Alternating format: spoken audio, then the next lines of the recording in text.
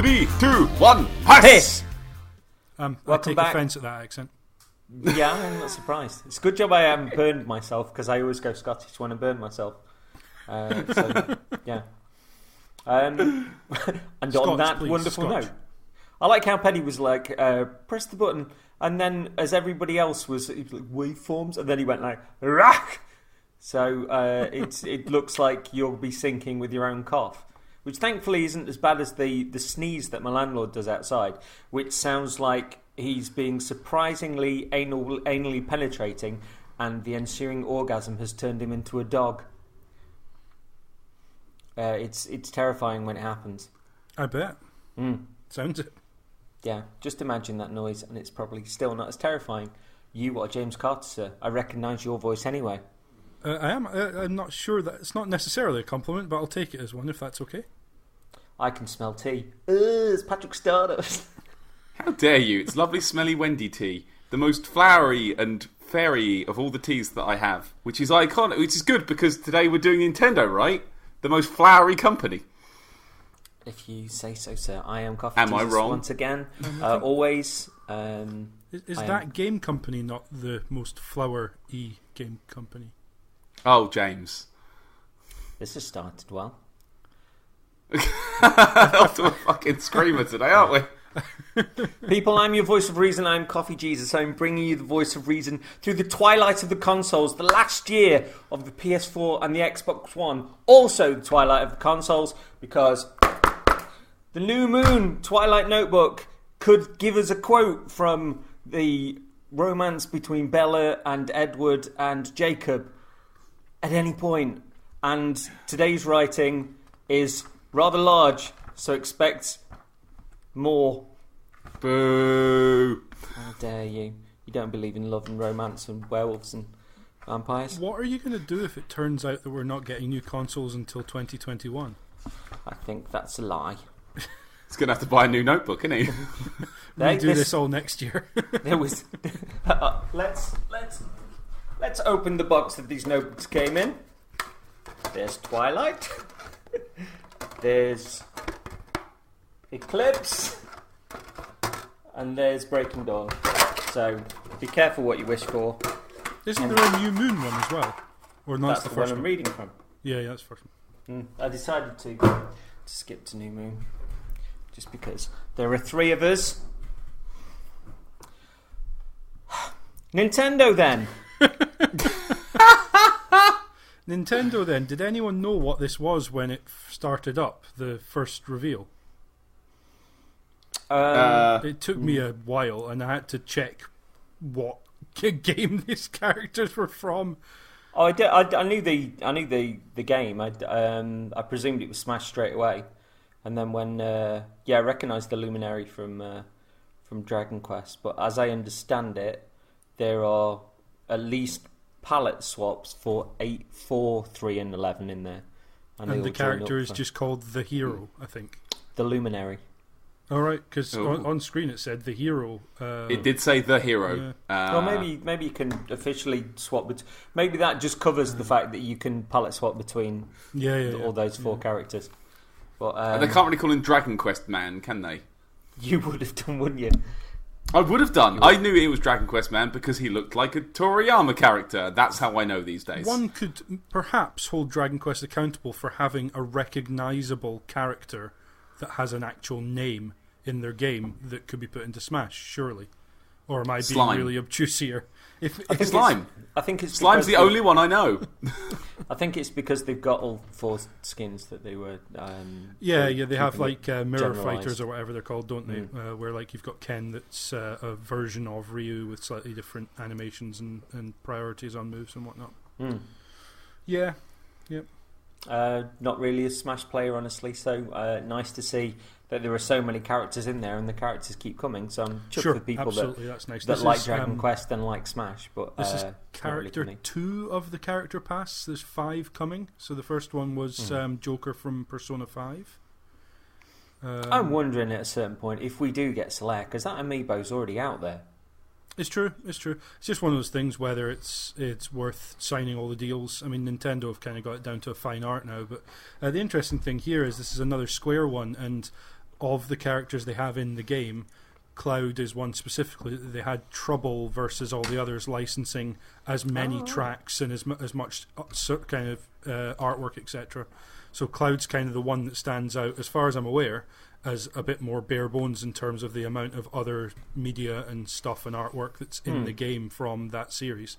Just because obviously Square are very protective of Final Fantasy, whereas for pretty much every other character they've got multiple music tracks, they've got like stages and stuff that are based on it and on the series, as well as the character in there for the game. So maybe Square aren't as protective over Dragon Quest as they are Final Fantasy. That would make sense, but it could be that they're just happy to have a Dragon Quest character in here because it ties in with obviously other stuff that we're talking about. I mean, my notes are opening cinematic introducing brunette Link ? That's literally where my head was at before I realised this was a Dragon Quest thing. Yes, brunette Link. That's literally where I got to before it popped up with the obviously their stylized title card was Dragon Quest Cross Smash. Obviously, as this is the kind of like crossover, or Smash is the crossover, I suppose. Yeah. Patrick, anything more to add, or is it a shrug from? This character is from Dragon Quest. Right. So Dragon Quest 11S. We saw a little bit more of it, or I understood a little bit more. So you've got to the ability to travel into past Dragon Quest worlds, which is what I was mentioning in the previous Square show. We got confused about this last time, didn't we? Yeah, and apparently that is from the 3DS version. But I think that'd be cool if you can go to, say, 843, all that kind of stuff. In certain bits, there's more monsters to ride on, and that you can speed up the battles, as I understand it in this one. So, I think all JRPGs need that now. Like, I agree. I really do. Like, obviously we were talking about Final Fantasy VIII the other day, and like the idea I can just play that at like 4 times speed and just kind of burn through some like very basic grinding just to kind of get through the cruft of it and get to the fun bit. Not to say the combat isn't fun, but like the fun parts of the game. Yeah, stick that in there. Well, definitely. In 7, they in the sort of recent sort of refizz that came on PS4 and then everywhere else, they had loads of different options for turn off random battles in certain areas. They got a whole stretch of options for if somebody's struggling with it, but also if you played it a million times and you want to get through that train graveyard without a random battle every 3 seconds. So, let me see if I can read my own writing. Yoshiaki Kazumi and Doug Bowser, they made a joke. Now, Easy Allies was saying, like, will Doug Bowser make a joke?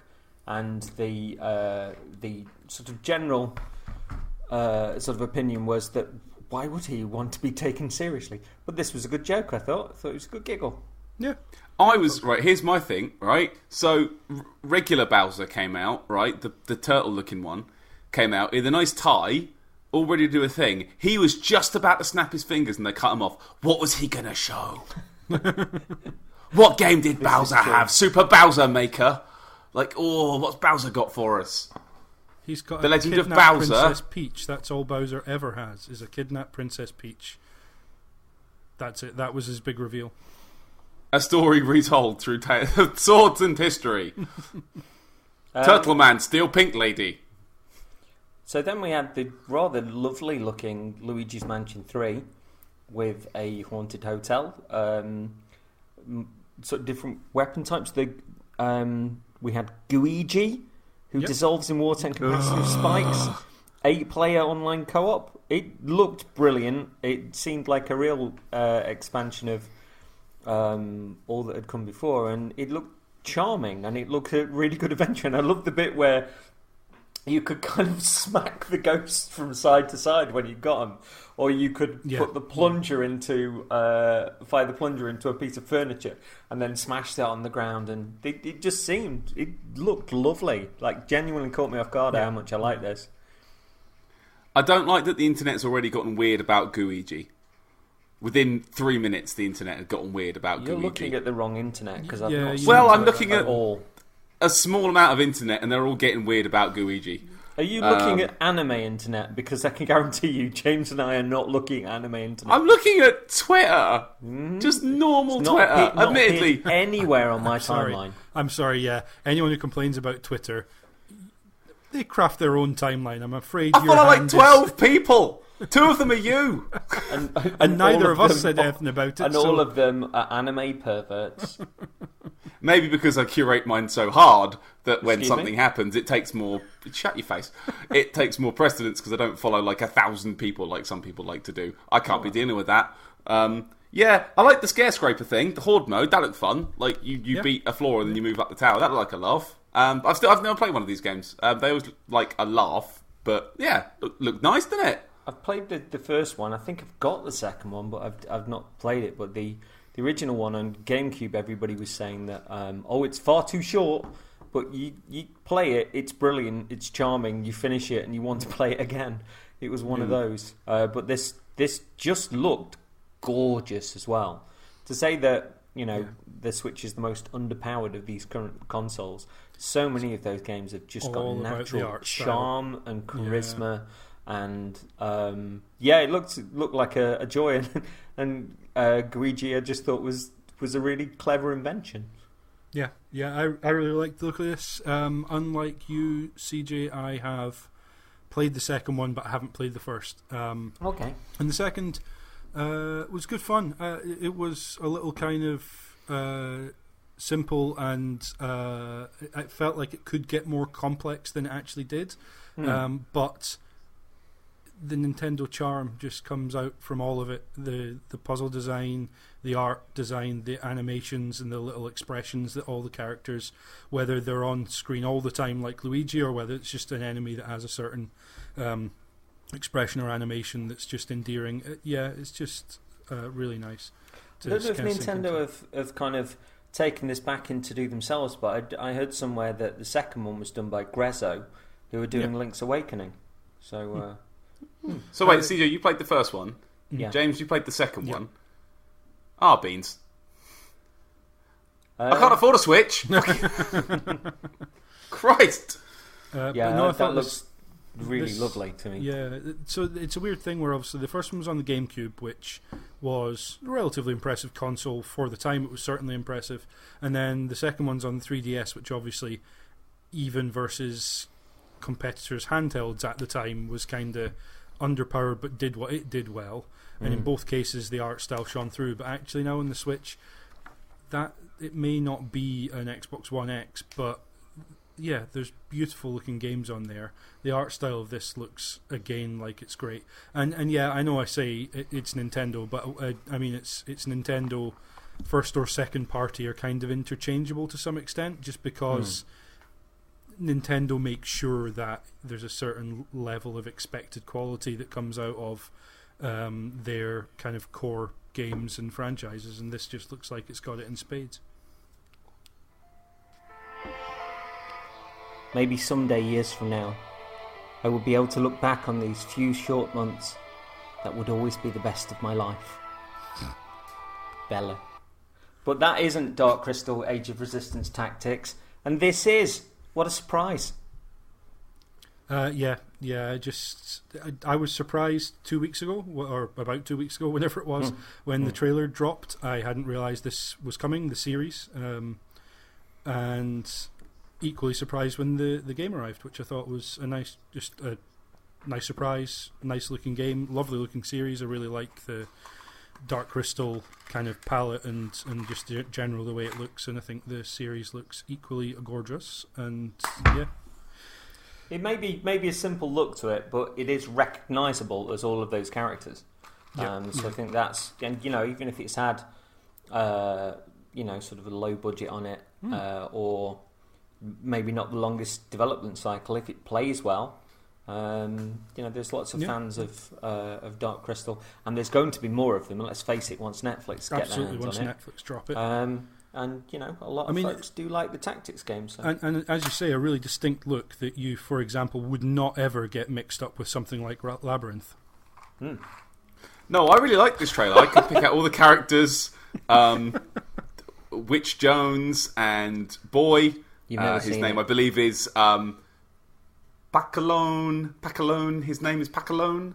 Yeah, I liked all the characters. I like SRPGs, and I really like Dark Crystal. I've never seen Labyrinth, but I've watched Dark Crystal like 1,000 times. This boy is made of lies. To pull back the curtain, we had a stop on my Audacity, and Patrick is now fronting like he's the boy when he's not. How dare you? I really like the Misty Crystal. It's a really good film. You'll like it. Did you like the title in particular, Paddy? Yeah, let me see if I can recall it. Dark Crystal. Tactics. That's it. You got it. Yeah. Yeah. Put it on the box. Get it printed. That's the problem. It's written it down. But yeah. I don't know if I'll exactly pick this up honestly, but I am a huge Dark Crystal fan. In fact, I have it prepped for a future of the humanities and have for a while. But I think I'm right in saying at the moment it's just coming 2019, so they're not kind of committing to coming out when the series starts, and they're not necessarily committing to any date. Just hopefully sometime this year, which gives them time to kind of keep working on it and making it hopefully as good as possible. Well, I'm sure the trailer said that the prequel series is around about August, September time, I think. August rings a bell, yeah. Yeah. So and they've got some amazing voice talent on there. So I'm rather looking forward to that. Absolutely. So we then had Legend of Zelda: Link's Awakening. You can mix and match dungeons, and you get rewards for them, and it looks a little bit like the chalices, I guess.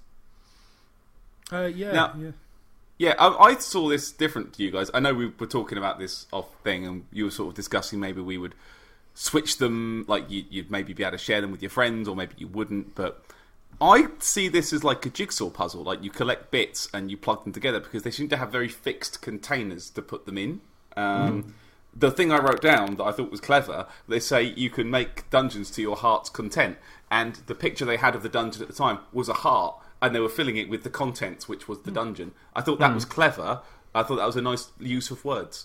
It looks to me like it'll be the same dungeon forever. You just kind of plug the bits in, maybe, because what could you get out of there that would be unique for a game like this? You're not going to find a plus 10 magical sword. Like, it's the same stuff you're going to find all the time. No, it's apparently it is right? Like unique rewards that are there for continuing to battle through them and join them together. So, but they won't be like randomly generated, right? They'll be like there's 10 rewards you can get out of them, maybe, because how would you have thousands of things in a game like that? Like, it's a very... If it's the same as the Game Boy version, it's like a very fixed inventory, right? Like, I don't know how that would work. I don't know. It looks like they've taken quite a bit onwards. I mean, it looks just... Again, we were talking similarly about Luigi's Mansion 3, but this has got such a unique art style, and it looks so gorgeous. The music was beautiful as well.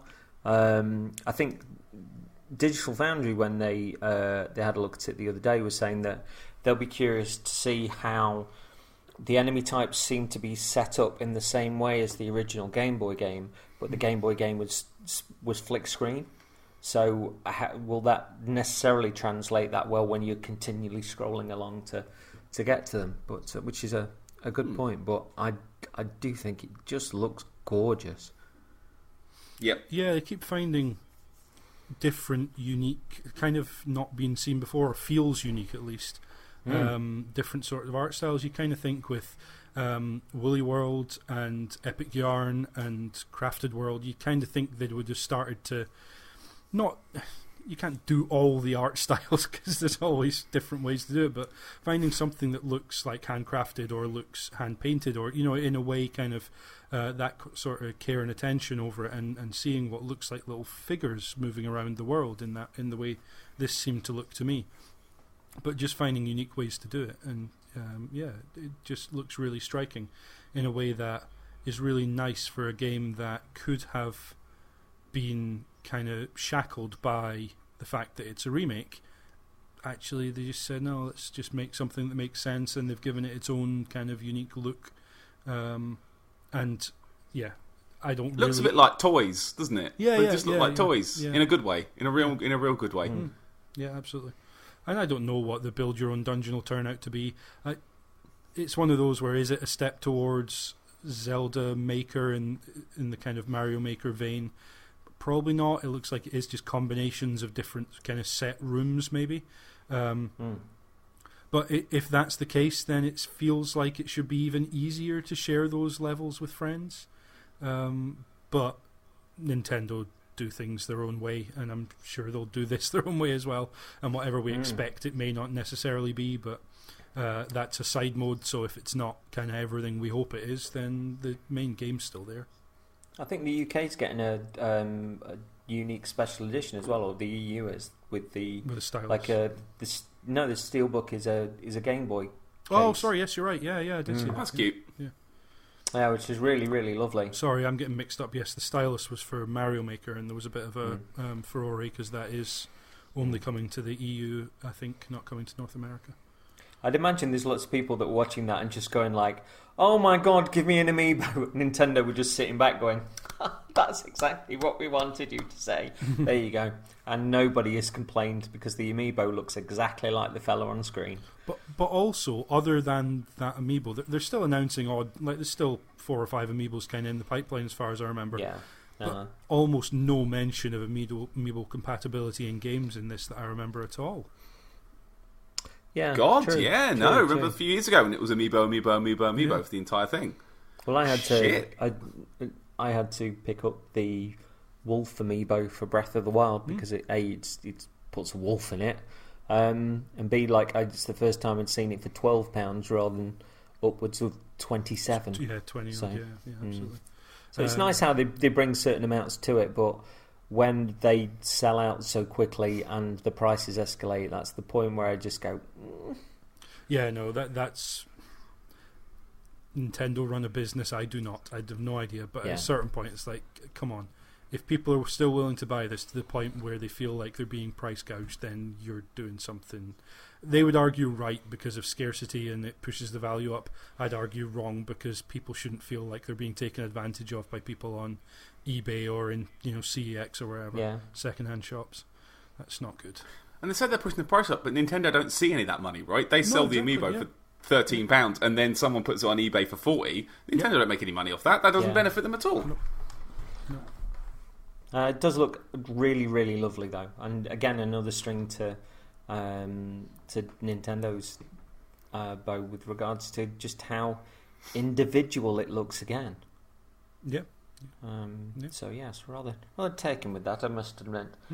Although I was quite shocked at the price. For some reason, I thought it was going to be a little bit cheaper, but it's not. It is a full whack. I want to say Ocarina of Time, when it was remastered, was full whack. I want to say Wind Waker was also full price or close to.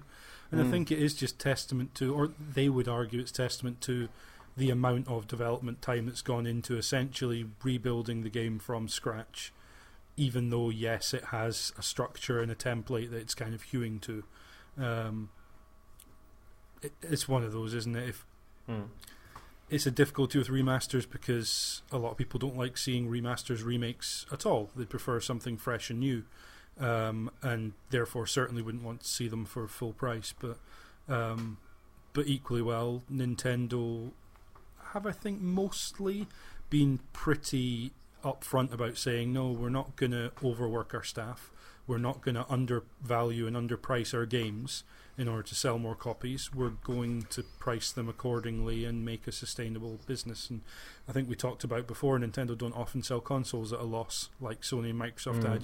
They just have a different outlook on that business, and it's not great because for 40 quid or however much this is going to be, you could pick up 2 or 3 games in a sale easily for that, or wait for them second hand or whatever. And it's just not the case with Nintendo. So, well, it's going to sell loads, and undoubtedly the money has been put into it. I think I was just taken aback with it being top down rather than like a 3D remaster. But that's just my perceptions, I guess. But it's people are going to buy it regardless, and it looks lovely, so why not? Yeah, I just think it's nice to see blonde Link for once. Thank you. Welcome. So then we had a remake of Trials of Mana, which looks very much like a Tales game. Looked rather nice. Thought it looked pretty lovely. Is this another first time in the West thing, or did I misread that? Yeah, you're right. And yeah, that's going to be global release on Switch early 2020, and collection of mana available today, they mentioned as well, which is... So that was a Final Fantasy adventure, Secret of Mana and Trials of Mana, which had never been, the original had never been released. So nice shadow drop, I thought. So those are ports, and then next year, 2020, that's a remake of, or a remaster of Trials of Mana, is it? Yeah. So you've got those three in the collection. Yeah. Sorry, I was just trying to work out how Trials of Mana was available today and also early 2020, but makes sense. The remake is next year, and the original, which I believe is rather legendary, is available now. So yeah, even I've heard of Secrets of Mana, even though, as you can tell, I have no idea about any of these games. Trials of Mana I hadn't heard of, but I saw the reaction of some folks who never thought that they'd see it ever come over. Never mind, come over sort twice. Of a flavour of the Square Enix conference in this one here as well. That was a lot of, here's a game that's not been released in the West before, coming to the West, and people who've, as I think we mentioned then, people who've kind of tried their best to play fan translations or to try and sort of just play the original versions imported, finally being able to play an English language or at least a translated to some degree version of the game is cool.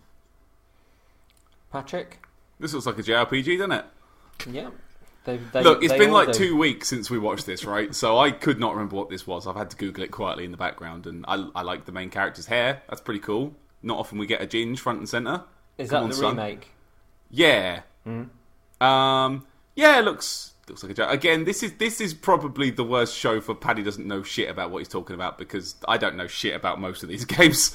So it looks pretty. So Final Fantasy Adventure was a Game Boy game. Secret of Mana was SNES, and Trials of Mana, I want to say PS1.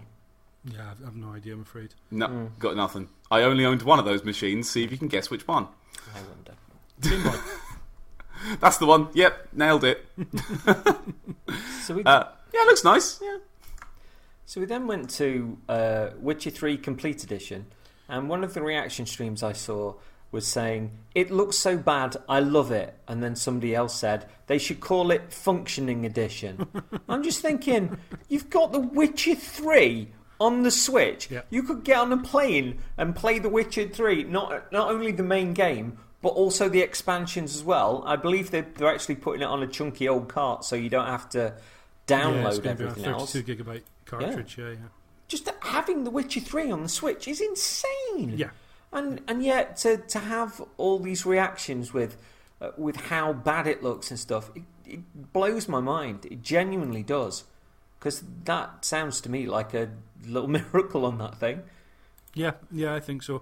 So this had been kind of rumoured a week or two beforehand, and Digital Foundry actually did something that they've done before. I think for previous Switch releases, possibly. I can't quite remember, but they certainly this time they build the PC. They do a dummy PC build to try and approximate the power of a Switch, and then basically start trying to run the PC version of the game and just see what they have to toggle down and turn off in order to get it to kind of run in any way reasonably. And basically they didn't really get it to run reasonably.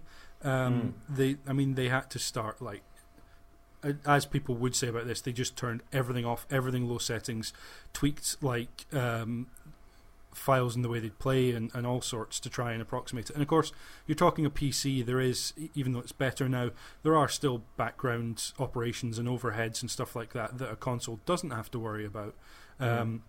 But they did eventually get to the point where, like, okay, we can't really make this run, but we're getting it somewhere towards playable. I mean, it was like below 20 frames a second, certainly. But they were getting it to the point where, like, okay, with tweaking of the software. Got an alarm going off. Oh, wow. Oh, there you go. Must be time to upbrow the one, bro. Hey, I represent that comment. So yeah, they were saying that they'd got it far enough that they could imagine that there is a playable version that comes out of this, but to try and sort of temper expectations, look, it's going to be graphically scaled way back, which is absolutely fair enough. And I think the frustration, obviously, is with like Doom on Switch or Wolfenstein on Switch or now this on Switch or any big game like a Skyrim or indeed Witcher 3. It's why would I want to play it like that when I could play it on my console or my computer? Well, yeah, if you want to play it at full fidelity, full frames per second, all bells and whistles, go and play it on your PC with all the mods and Thomas the Tank Engine and whatever else you like. But if what you want to be able to do is play it on a bus or play it when you don't have access to your TV, which I can't believe we're still in a world where people can't imagine a use case for the Switch, given the number of people who are also out there saying, look, can we just have everything on Switch, please? And it's not because people think that is a fundamentally better way to play necessarily. It's a more convenient way to play for some people, and it makes more sense for some people. So go for it. Yeah, absolutely. Patrick?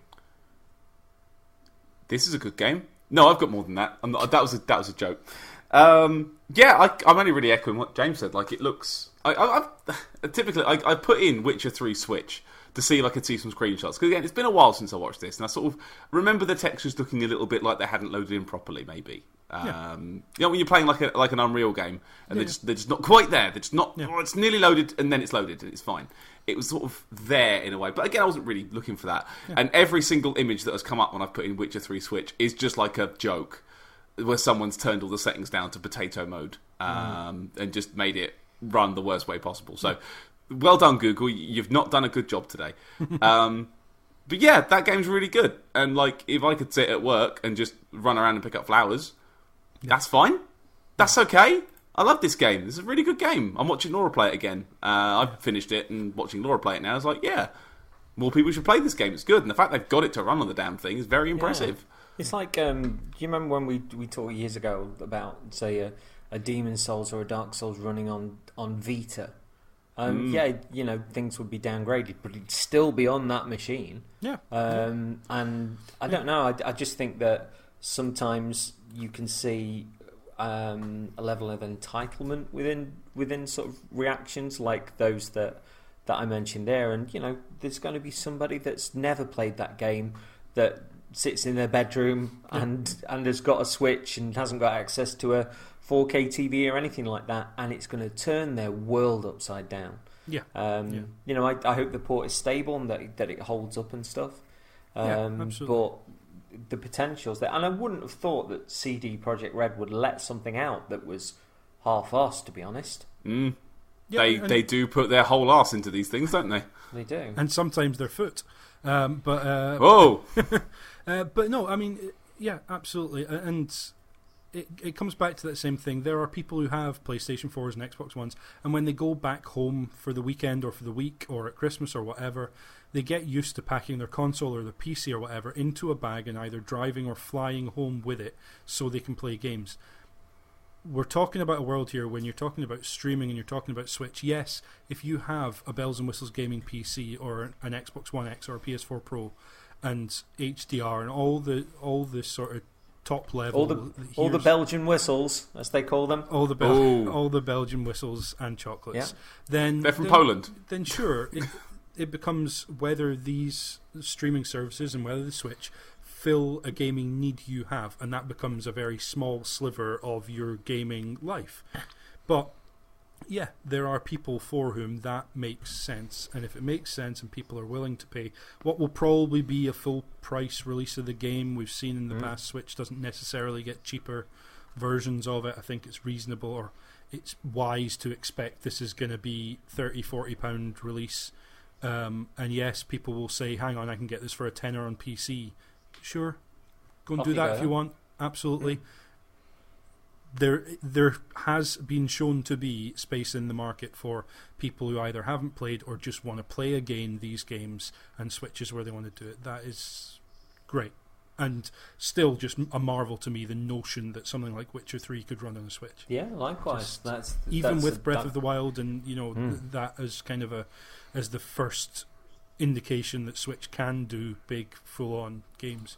Still kind of wild to me that Witcher 3 can run. Or should we say Switcher 3 can run? Oh, you made the joke first. That's not fair. I think they've said that that it's going to be kind of Digital Foundry have said that it's an adaptive 720p on TV and 540p on handheld. But that's still going to look absolutely gobsmacking on that beautiful Switch screen. Yeah, absolutely. And I'm sure my only concern would be the menus, because the text in the inventories is, notoriously small. Yeah, they might have to. But equally that's the sort of thing that you fix for the menus, and it's fixed throughout the game. And again, subtitles, you scale it to suit the screen. That it's not the least of my worries, because I've seen games where they haven't sorted that sort of stuff out, but it feels like something that should just be sorted out. Because and there'll be people. I'd worry with the real estate though, with like the amount, like the pixels that you've got to play with. Yeah. Because I try and turn as much of that shit down as much as I can because I want to look at the game. I'm sure they'll make it work. Yeah, hopefully.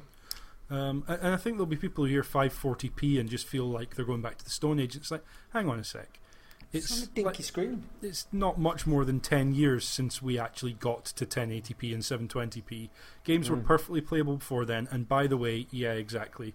Vita has an amazing screen on it. I never once worried about what resolution that was running. Yeah, and it's the same with the Switch. Why would I worry what resolution it's running at? I know that the screen is limited in terms of its resolution. I also know that the resolution is suitable for the size of the screen and the play distance that I'm playing at. The problem solved. If there's good-looking games on Switch, there's good-looking games on Switch. So we then had the super, super gorgeous Fire Emblem Three Houses, which has had a massive direct in the past, going into huge detail about it, but it floored me. All of this floored me. It's not. There's so much coming out. I don't think I can buy it and give it the time and the dedication and the love that it needs. But phenomenal showing again. It just looks incredible. I'm going to disagree. Because you like anime, but you don't like anime games. No, not for the reason you think. I'm going to disagree. They didn't show any of the game. Not this time. It was just cutscenes. What does the game look like? They've done a massive Nintendo Direct on it. I'm not going to watch that. I'm going to watch this. Not. But don't say that I'm busy. Don't say that the audience has no idea what the game is. When this time last year they showed off the game. I don't know if they did. They? Yeah. I don't know if they treehoused it this year or not, but there was definitely a massive Nintendo Direct going into all the Belgian whistles. Absolutely. I don't know. I just kind of feel like if you've got a trailer in the Direct, you should put at least a bit of the game in it. Like the people that are interested in Nintendo, properly interested at all times, will be following this stuff. And they literally put out a dedicated Direct not too long ago about this. Yep. No, you're absolutely right. You're 100% right, and I'm sorry, I'm on Paddy's side here. I have seen. I've not played a Fire Emblem game. I think I owned one at one point. I've just never played it. I've vague memories of it's essentially a fantasy version of Advance Wars. I have no idea, frankly, what this game is, and I have seen trailers for Fire Emblem Three Houses for what feels like 3 E3s in a row now, and I have no idea what the game is. It's been a year. I know fine well that there has been a Direct. I'm sure there's been a Treehouse on it. I could have gone and looked. But I watched this and thought, if I don't take the extra step to go and find out what the game is, this trailer has to sell me on wanting to play this game. But I don't know what the game is, so it hasn't sold me. It's this weird catch-22 where if they want to enthuse current fans to go and then find out, or people who are already interested to go and find out, that's fine. But I feel like I need more from these trailers to hook me in to want to watch the stuff. And that's really, that's me saying, bring the game to me, please, while I'm lying down eating grapes or whatever. Sure, I accept that. But nonetheless, it's another Fire Emblem cinematic trailer, and I still have no idea what those games are. I don't think it would take much either. It would just take, leader of the yellow team being like, we have to fight them off, and then like a 2-second clip of just like, the yellow team doing something cool in the game, and then cut back. Fine, just give me a flavour, something, anything, just a taste. But I accept for fans, this absolutely does it. And my note is another cool cinematic trailer, but it's the another that kind of bothers me here. Not the cool cinematic trailer bit, because it was awesome to look at. James, are you reading my notes? Because that is literally word for word what I've written. But another cinematic trailer. Unbelievable. But last year's showed off the gameplay with a little bit of the anime for the houses and the interactions there. They've gone into detail with the Nintendo Direct anyway, so it's not as if they've never showed the gameplay. They've showed a mixture of gameplay and cutscenes on the first one that they showed last year. Then they showed absolutely direct gameplay on the Nintendo Direct, and this year, they've just gone into the cutscenes. But it's not as if it's a mystery as to what the game plays like, because they've already gone into super detail about that. So is this a question of they put the trailers in the wrong order then? Because I don't remember any of the gameplay stuff. I don't remember gameplay. They might have gone into detail, but it wasn't when I was watching or paying attention. Yeah. And I feel like, hang on, this game's coming out in a month, or I guess 8 weeks or whatever when it was shown. Isn't this the time that you give the cool intro and then some gameplay? It just feels weird. I'm with you, James. I genuinely don't remember seeing any gameplay outside of maybe menus, but I also don't want to say that what they showed wasn't cool. It was a really cool no, agree. I just don't know what it was for. I don't know. I agree. It would have been sort of nice to see the mix of gameplay in there, but maybe it was a time thing. But it's not as if they haven't done that before, and it's not as if they haven't gone into super detail about exactly what the gameplay is. I think it was February that they did it. Mm-hmm. I don't want super detail though. I just want like a quick look. But looks like this. But you don't pay attention to this stuff because you're a PlayStation guy, and the point where you have to focus on this when we're all having a chat is now, and you can make that criticism now. But they did last year show off the balance of the two, as far as I'm aware, and like I say, that Direct has kicked in to moisten the lips of the fans, if you will, to the little details. And I guess that's my issue. It feels like they're catering to the fans and not looking to stretch themselves outside of that. Yeah. If my reaction to what I've seen is anything to go by. Mm-hmm. And maybe it's not. Maybe there's loads of people saying, this looks cool, I'm going to go back and check out that Direct from February or last year's E3. But it kind of feels like you want to get more detailed as you get towards the game's release for me. And you see, it stayed in my mind from last year. Yeah. The mixture of whilst not having played a Fire Emblem, knowing what a Fire Emblem is, and seeing lots of people sort of rave about it anyway. So I know that it's maybe they should have called it Fire Emblem Three Houses Tactics, Paddy? See, that would have helped. Yeah, that's exactly what it says in the tin. But the way that they've stepped it up onto Switch, I just find astonishing. It's one of those things that you like to see step up from a handheld to a console with this degree of bluster and gravitas. Yeah. Another one of those series like we're going to see with Pokemon, where it's just like, okay, it's done really cool stuff on handheld, but could it now please go on to the main consoles? Animal Crossing is going to feel the same way when it comes onto Switch as well, I think, just because it's going to feel like it's taken a generational leap, which is something that on Xbox and PlayStation's kind of been subdued in the last... Yeah. It's just not been the big leap that we kind of are used to seeing from 25, 30 years ago. Can you also tip the hat to the line which made me laugh as much as I absolutely adored it, which was just pure anime, like, what? That's ridiculous and brilliant at the same time, which was, reach out our hands in friendship so that we can open our true hearts to one another. I was like, yes! That's just the greatest thing that you shout in the midst of a battle. And I put after that XD left arrow 3. So, so July 23rd for that then. Then we had a really weird mansion and Just two kids so breaking bizarre. into it just to flog Resident Evil 5 and 6. Resident Evil's not even that fucking scary, though. Resident Evil is a B movie. Like, it's an action film game. It's not even like a, ooh, spooky, scary, get the chills up you game. Are you getting on with This was 7 dumb. This was really dumb. It just didn't make sense. And like, yeah, Resi 5 and 6 are on there, completing the synergy now. Because, do you know Resident Evil 7 is out on Switch? It's a streaming version. Streaming only in Japan. Yeah. And apparently runs like absolute trash and doesn't work. Because I was talking to a friend who has tried it and he said it's not good. But yeah, like 5 and 6 are good games. I like 5 a lot. I'd even put 5 right up there as one of my favourites in the franchise. 6 is a game too.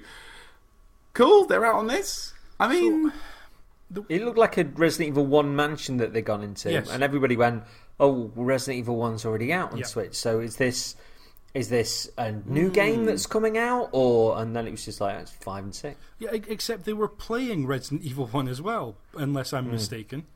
The actual footage they showed and everything about this was, okay, they're advertising that Resident Evil's out already on Switch.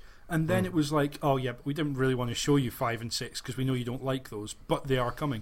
It was a really bizarre trailer. My only guess is they wanted to focus on what was available now and kind of the typical thing people think of when they think of Resident Evil. But to end up with, this is all actually in service of Resident Evil 5 and 6 are coming as well. It's really weird. would you argue that it was a bait and Nintendo Switch? Sure. Have you written as many Nintendo Switch puns down as you possibly can? It just, there's lots of them though. It's easy. You're a disgrace. Yeah, this is a weird reveal, isn't it? This is very weird. Strange. Yeah, really strange.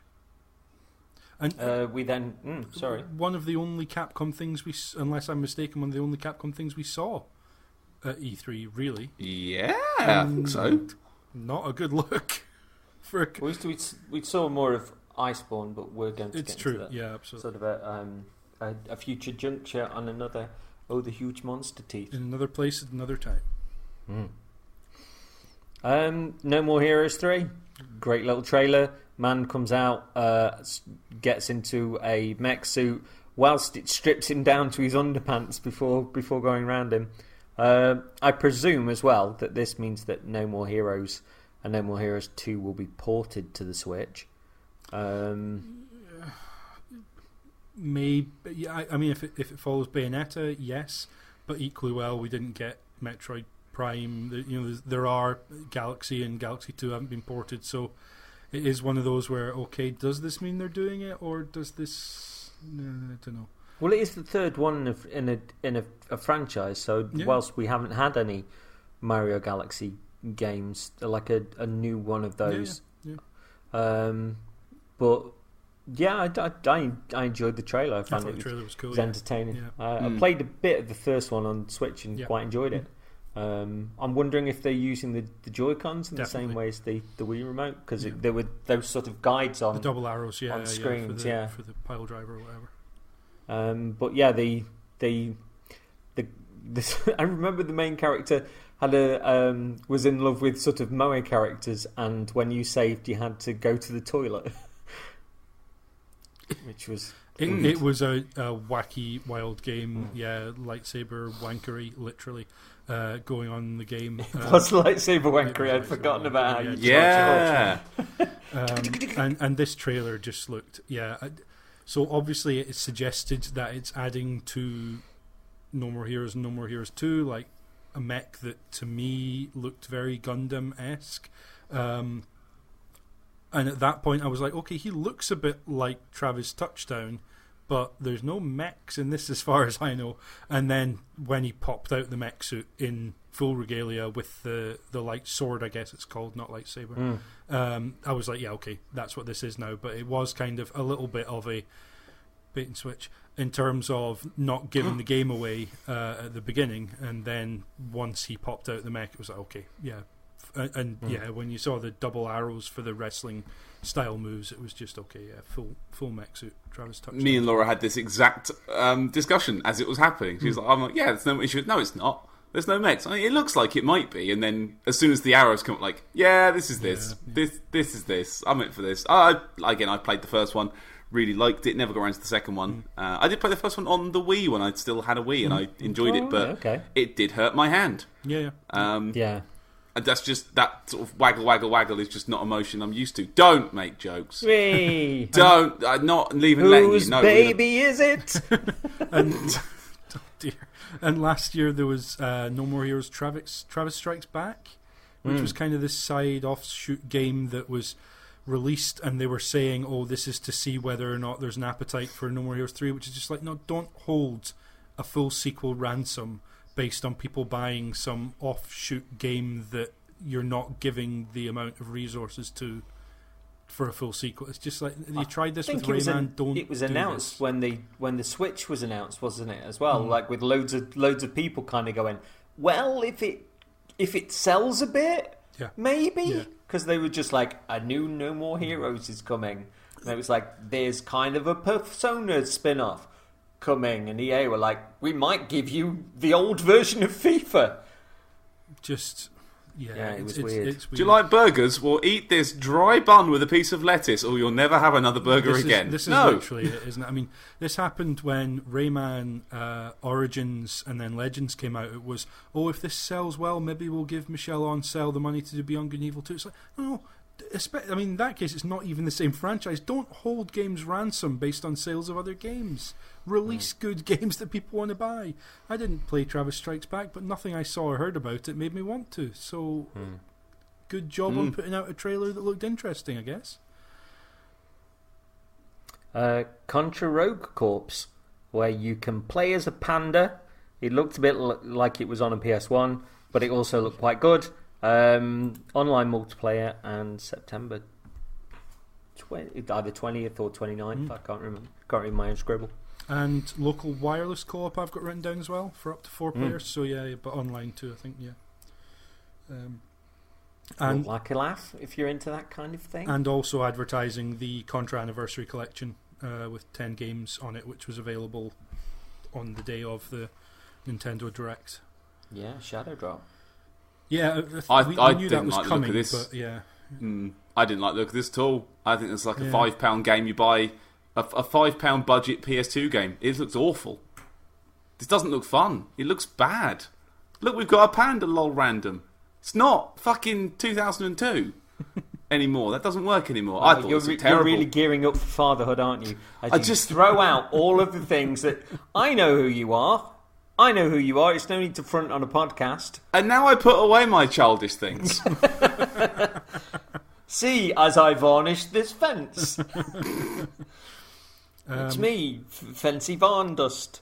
Yeah. I have all these things to store, and this blank wall, and this piece of wood. I know what I'll do. I'll get me drill. I don't know, this did nothing for me. This absolute less than nothing, in fact. Yeah, it's a weird thing where an anniversary collection, you kind of think, okay, that's to wet the whistle for an upcoming new game in the series, but actually this felt the other way around. It felt like, we're doing something new with Contra. I've heard several people say they really didn't like the look of this. It didn't pique my interest.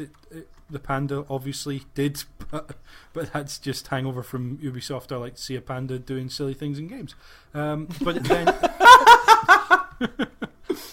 all right, steady on. But then, actually, the secret here is Contra Anniversary Collection's out, and yeah, no, that's fine. I'm okay with that same bit. as we've had Castlevania Collection and we've had Konami's Arcade Collection, and getting these games out, especially on something like a Switch where they can live and be taken around and shown off easily to other people, and it's an easy place to put a collection like that of games that are going to look hopefully pretty great and run pretty great on Switch. Go with that, and then stinger on the end to talk about Rogue Corps if you want. They buried the lead with the collection being available, I thought. I was looking to see if what the dev for Rogue Corps was, thinking it was going to be out of house in the same way, like a Grezzo with Link's Awakening or something. But it's in-house Konami that are doing it. Well, they're not doing anything else. So So I know it's harsh, but it does feel like we've had Metal Gear Survive, Pro Evo's still going, although it's now eFootball Pro Evo, whatever the heck it's called, and it's just make games or don't. They've got a heck of a back catalogue. They need to start actually, and not just anniversary corrections. By the way, that's bare minimum. That's what you put out in between games to keep people happy and keep games coming. So the director's done quite a bit of Castlevania stuff in the past, including staff on Symphony of the Night, and he was one of the art designers on that as well. Lots of Contra stuff. Yeah, so I guess he knows what he's doing with Contra. Yeah, so just keep your fingers crossed and hope it plays well, I guess. So yeah, what more can you say about that, Patrick? Other than I'm buggered by the pause button today. I'm not even going to do that now. I'm going to wait until a future point. Demon X Machina, isn't it? Demon X Machina. Yeah, September 13th. Previously had an alpha which looked nice and folks had fun with, but technically it was a little dodgy. Still looks super my bag. Lots of Armored Core folks on board. Love the art style. Love the colour palette. Really hope it's good. Really but notable as well, I think. Be a big time. Yeah. September's looking like a crowded place to release games in, though. Yeah. Mamma mia. 13th of September is same day as Borderlands 3, is that right? I think. Yeah. Gears 5, the 10th. So and this Iceborne is the 6th, and Destiny and Code Vein is in there. Destiny's right? getting its update on the 16th, I think, or 18th maybe, somewhere around there. It's not even just September. It's like the first 2-3 weeks in September are just looking jam packed. It's weird. I'm kind of happy that I don't really care about buying much this year, because this would be a very difficult year otherwise. Like, what do I buy? Why not? And I was like, I just don't bother at the minute. I'm just going to save my money for a while. It's fine. I'm actually very happy to be out of this headache for once. I'll remind you of that when you're knee deep in shit and nappies. It's fine. I'm so pleased I am heartless. It means I don't have to care about things. How dare you? I know, I'm being very unfair. I am become provider. I have another mouth to put food into now. You care about the most important things, absolutely. The baby's ran out of wet wipes. Pass me that copy of 2000 AD. Paddy, you've gone too far. There's no way back. I can't feed my child with Gears of War 5. Or can you? The Funko Pops have bits that come off. They're not allowed. What did you think of this then, Pad? I thought this was the worst trailer they showed for it. Me and Laura watched it and stopped and looked at each other and both went, I don't know what happened on that screen just there. That was just... It was just colour and movement. I couldn't pass what was happening. Grandad, sit back down. No, we're talking about video games. I'm not right? making this up. Colour and movements. We just looked at each other like, I don't know what happened on that screen there. I've seen better trailers for this that were more exciting and interesting. Like this just... I don't know, it's like, whoa, it's really... Whoa, it's colours, isn't it? Whoa, and I don't know... Back in the day, he could run for days. Now he just gets out of breath standing up from a chair unexpectedly. And it hurt my eyes. Shakes his fist at the children walking past them. Yeah, I will. Look, it hurt my eyes to watch this trailer. I looked at it, I was like, ow, but that there was so much orange. I mean, it's not even music, is it, really? Sometimes... It's not even music, it's just bleeps and bloops. It's just sound... It's just white noise coming out the stereo, farts in the middle of it somewhere. I don't know. I'm sure it plays good, and people that want this kind of thing is fine. But the robot games never really do it for me anyway. I mean, I've even tried to get into Zone of the Enders, and being the Kojima one, that should be the one that I'd like. And I've made it a couple of levels in, like, this really isn't for me. I'm not a fan of the robots. Everything about them I enjoy looking at. It's just the flying around and doing the stuff. It's just difficult. What a statement. I'm not a fan of... Listeners, do you remember when your heart died? Did you record it? Look, man, my fucking team are not here this year, alright? This is the sad year. This is the year when I just turn up and look at stuff and go, Like, this is the sad year for me. James, next year at the Sony conference, we both have a Joker card to play, which is just, and we need to have nothing else to add. We both are entitled to the card. It's just colour and movement, and that's it. And the other one, it's just robots. So you pitches can up. Yeah, absolutely. You can have robots. It's just Gundam with the saturation turned up. There you go. Have that for your box quote.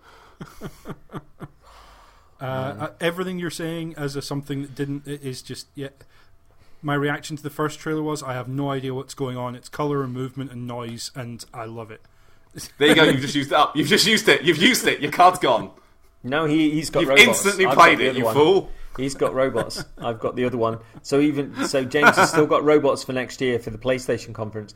Doesn't that can describe the way that people are acting? Like, look, The Last of Us 2. It's really natural and like Detroit Become Human. Absolutely, yeah. James. Andrew Wilson's on stage. I don't know. I'm sure it's good for me. It's not for me. Me and Laura looked at each other and kind of just shrugged. What? It didn't spark joy. Marie Kondo tells us to get rid of things that don't spark joy. Do you have any joy left in your soul? Actually, I do know you've got joy left in your soul. Look, man, I'm packing up my house to move at the moment, and I'm putting comics away in boxes, and it hurts. I was about to kind of reel you in by going like, we fought Tigrex last night. I know you have joy in your heart, but no, then you were just like, I've got a house, and I'm getting another house. I'm going to have a baby and be an adult. So, damn If it hurts when you're putting comics in boxes, then you're doing it wrong, I'm afraid, Paddy. Well, we have to move them at some point. I can't take them one by one. It's going to take a while. We're not moving far, but even so, that is not a good time to effort ratio. Panzer Dragoon remake for winter. Nobody saw this coming, really. No, it was a surprise. Looked lovely, and I'm sure fans of the original game were super, super chuffed.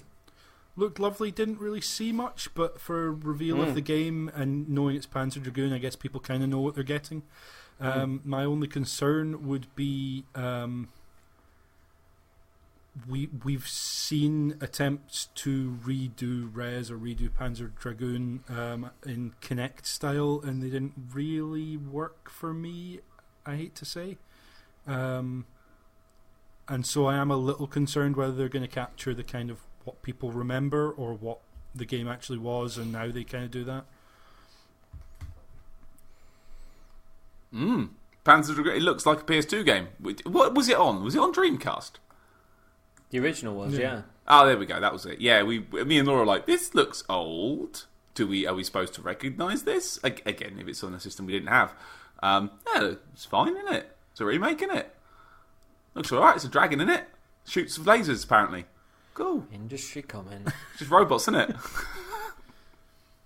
Coming Just this Gundams with winter, wings. box coat, it's a dragon in it. It's got lasers in its mouth, isn't it? Dad, did you ever play video games? Oh, I don't remember. It's all colour and Colour and light and noise. Who said that? I'm your child. From where? PlayStation, clean up your room.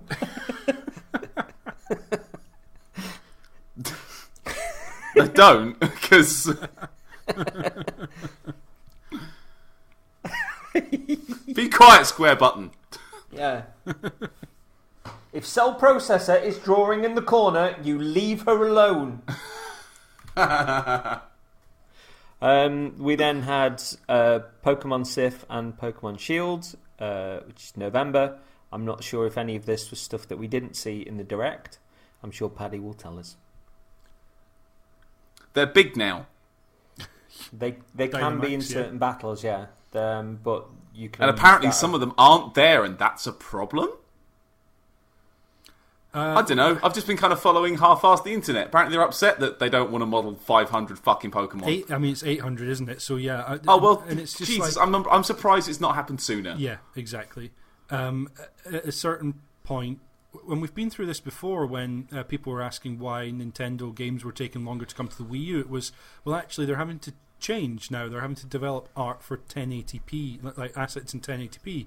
They're having to develop for HD resolution for the first time, and that's more expensive. And sure, other developers had been through that earlier, and Nintendo were now going through it. Well, same thing here. You've got 800 Pokemon. Yeah, not all of them are going to be able to come immediately.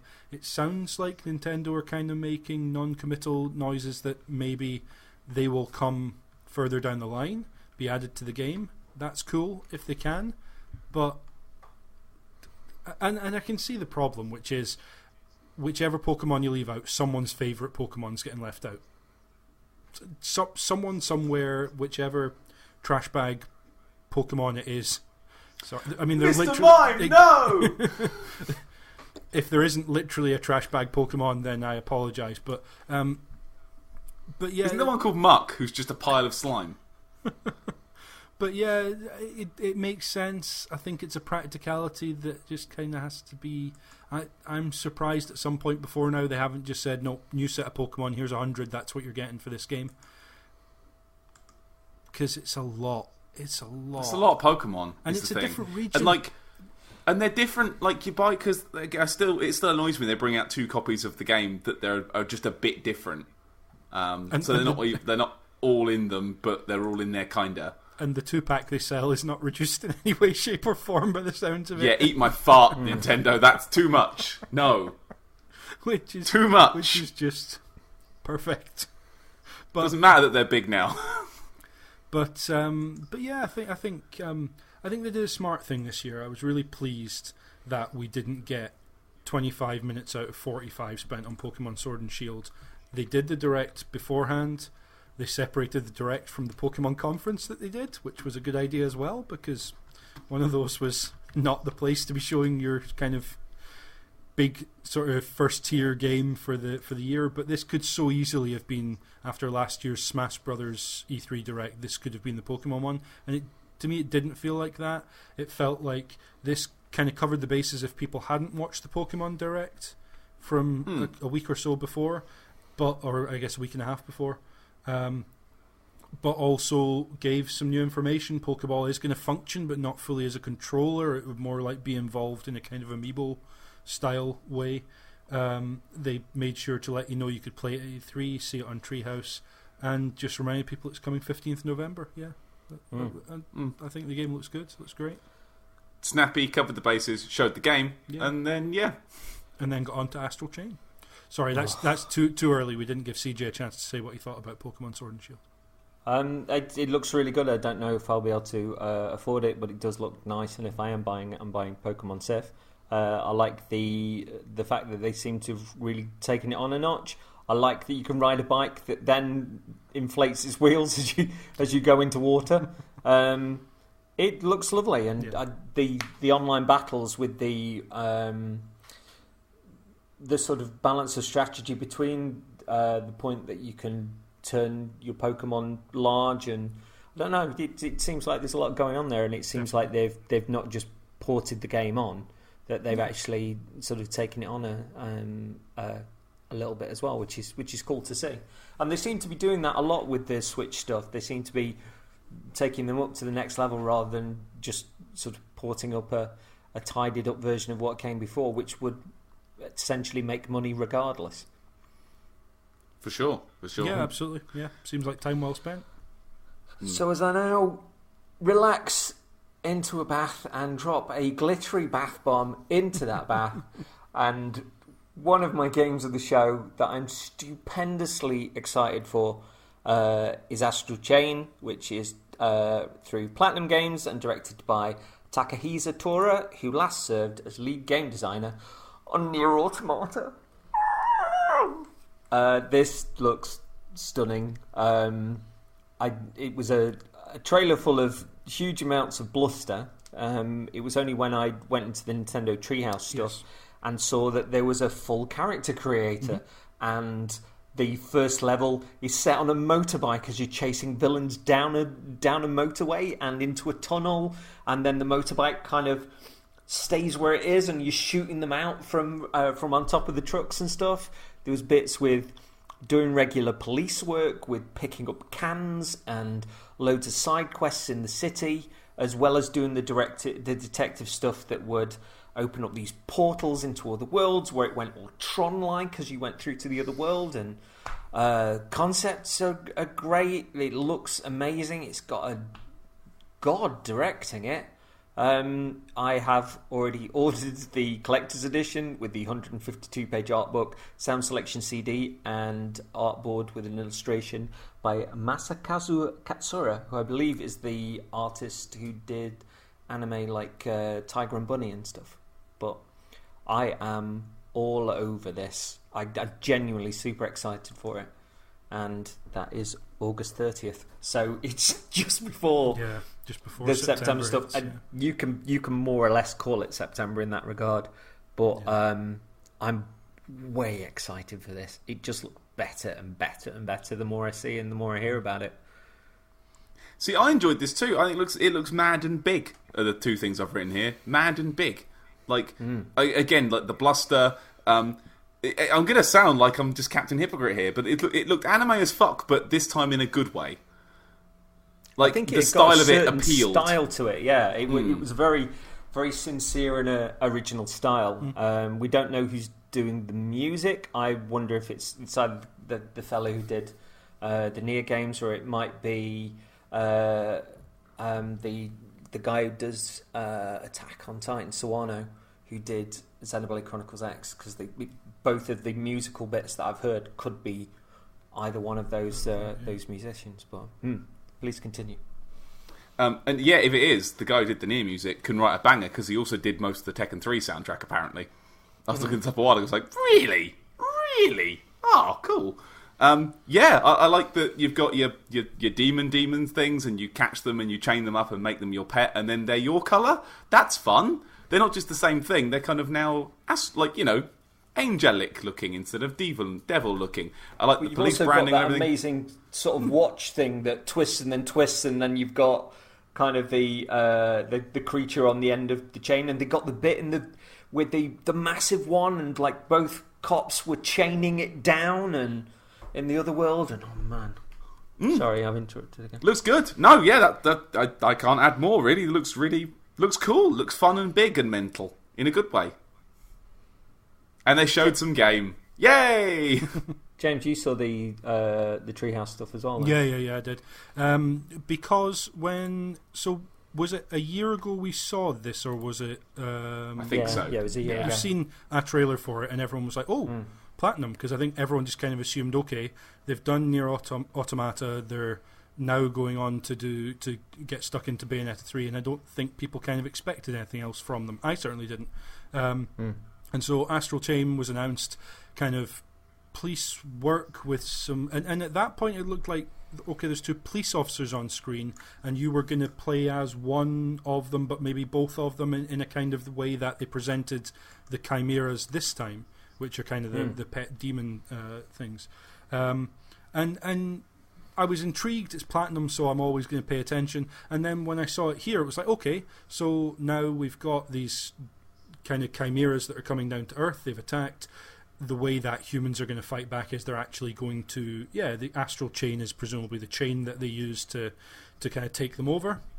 Was what I was kind of trying to piece together what I could from the trailer and work out what was going on.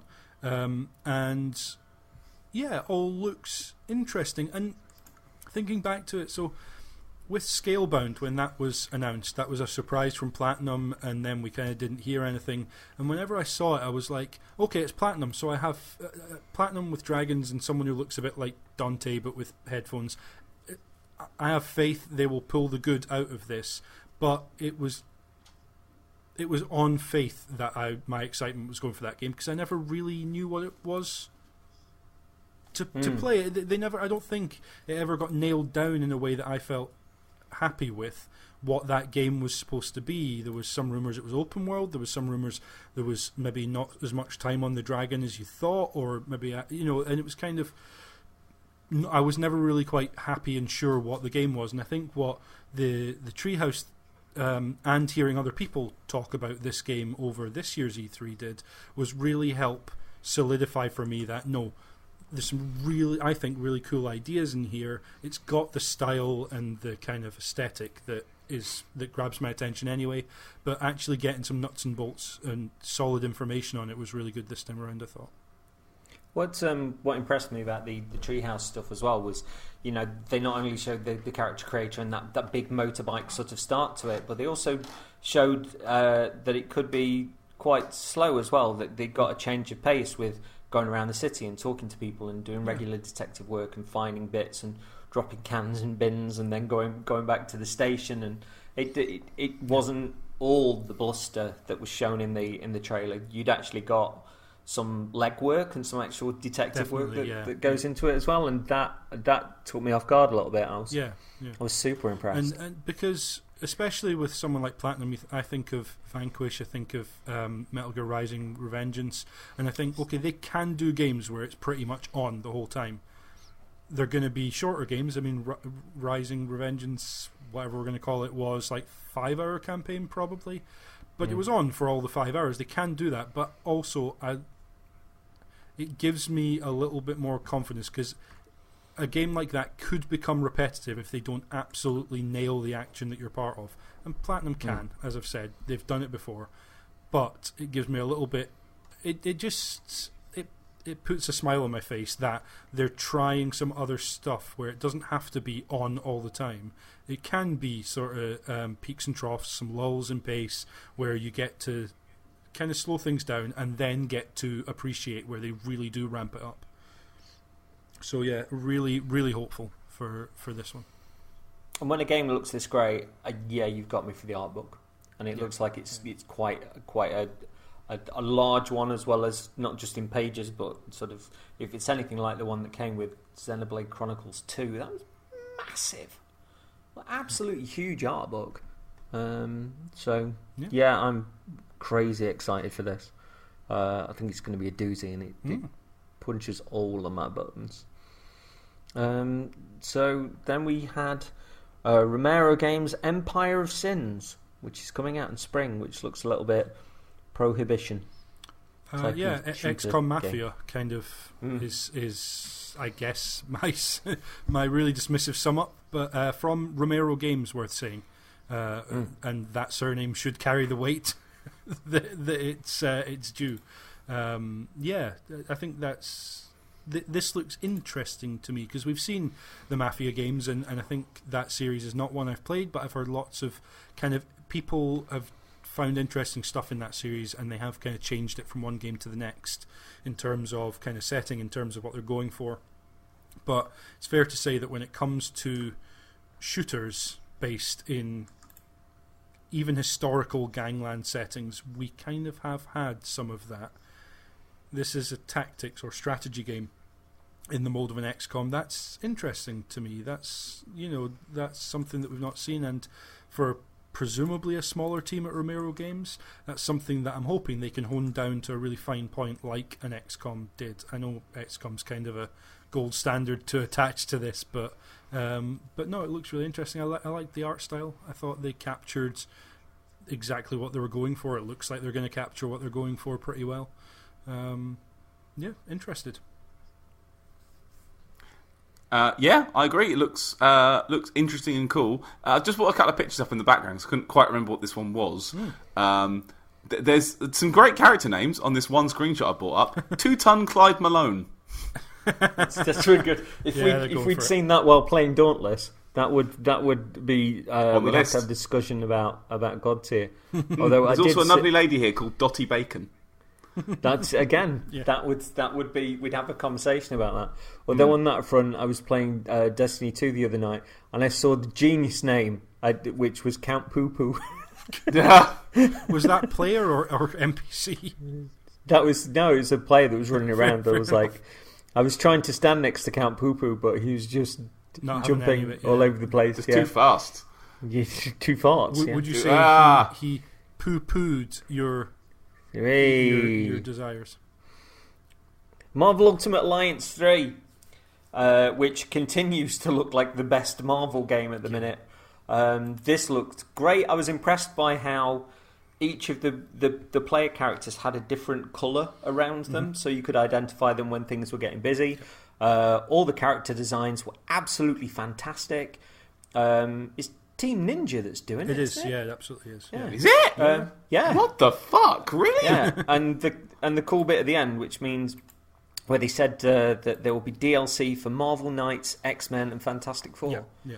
Of which it's worth saying there are characters from certainly X-Men and Marvel Knights already in there, but there are going to be more coming. Wolverine's in there, Daredevil's in there, Ghost Rider I think is already in there.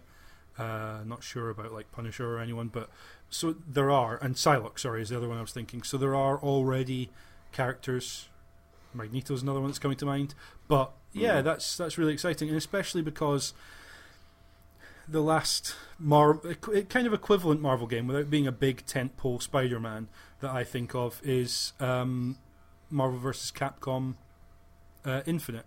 And the kind of big news that they made a hash of with that game was leaving X-Men out, leaving Fantastic Four out. And the rumour was because they didn't want to put them in because they didn't control the rights for the films. Therefore, they were dialing back on the comics. They didn't really want them in the games. And the truth's probably that they wanted to emphasise the MCU more, but they could so easily have gone that route here, especially with the Black Order, who've recently been in the films. They could have just said, no, this is not an MCU game, but we want to lean on the MCU staple of characters. It's like, no, stick characters in there. And they've stuck some really weird characters in the base roster as well. Elsa, I forget her surname. She's like a huntress who's got twin rifles on her back. And it's just a character I've literally never heard of. I'm no connoisseur of Marvel. I'm not an encyclopedia of Marvel.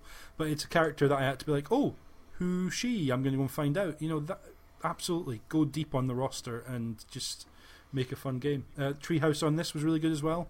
I haven't seen that. Yeah, they did. What was in the Treehouse? So they did a playthrough of a level around the X-Men's mansion, and they had 4 people on stage, each with controllers, each picking different characters to kind of try and show why you would pick different characters in different sections of the game, different sequences, how characters can work together, how they play off one another. I'm not going to suggest it's going to be great guns. It's going to be something closer to the original Ultimate Alliance games, or say the Marvel Lego games in terms of. But they were great. Yeah, absolutely. I remember like the last that I was seeing at the time. We went through both of those games on numerous weekends, like over and over. And I remember one of them had like a really good story as well. It might have been the first one. Yeah, I think the first one tends to be slightly more lauded than the second. But yeah, well, it looks entertaining though, yes. and it looks like everything that they showed us is what we're going to get, and it looks like something you like. I fancy playing that. Yeah, and it's colourful. Yeah, especially after what we saw of Marvel's Avengers. And go back to the Square Enix recording if you want to hear our thoughts on that. Obviously, I don't want to retread that, but it's worth saying because when we talked about that, I was saying next to that, this is just like it shouldn't feel like a breath of fresh air next to my first viewing of Square Enix's big Marvel Avengers game. I shouldn't need a breath of fresh air, but this does. It's colourful. Yeah. It's got an array of characters in that I didn't expect. It's pulling surprises out, and even if the gameplay therefore is more simplistic and probably going to be a bit more mashy and repetitive, if they have funny setups like the section they showed around the Charles Xavier's mansion was like you're fighting around the outside of it, meanwhile Deadpool's in the kitchen making burritos. And it's just like you can see him in the window as you're going around, and then eventually you crash in and he gets brought into it. It's just, oh, that's cool. It's fun, and I feel like after seeing one trailer for another game, I needed some fun from my Marvel, and this looks like it's got in spades. And also a shout out to a guy who was a competitive fighting game player in Street Fighter amongst others, but then moved over to work for Capcom on Marvel vs. Capcom Infinite, and that game had a storied history of why there were big problems with that game. But during that, he then moved over onto Marvel. A guy called Combo Fiend, Peter Rosas. Apologies if I got his name wrong. Combo Fiend, anyway. And he was there giving a demo of the game, and it's just nice to see that even though the previous game he worked on didn't go well, he still gets to go and make something really cool out of it, because it's not the fault of the people who work on games that end up not being great. often their hands are tied, often there's other forces and problems, etc. And this, I'm all in. Pre-ordered this. I think it'll be a great game to sit down with my other half, who has played the Marvel Ultimate Alliance and the likes of X-Men Legends and those sorts of games back from PS2 era, you know. Just a smashy bashy, make things go bang and crash with Marvel characters. All in for that.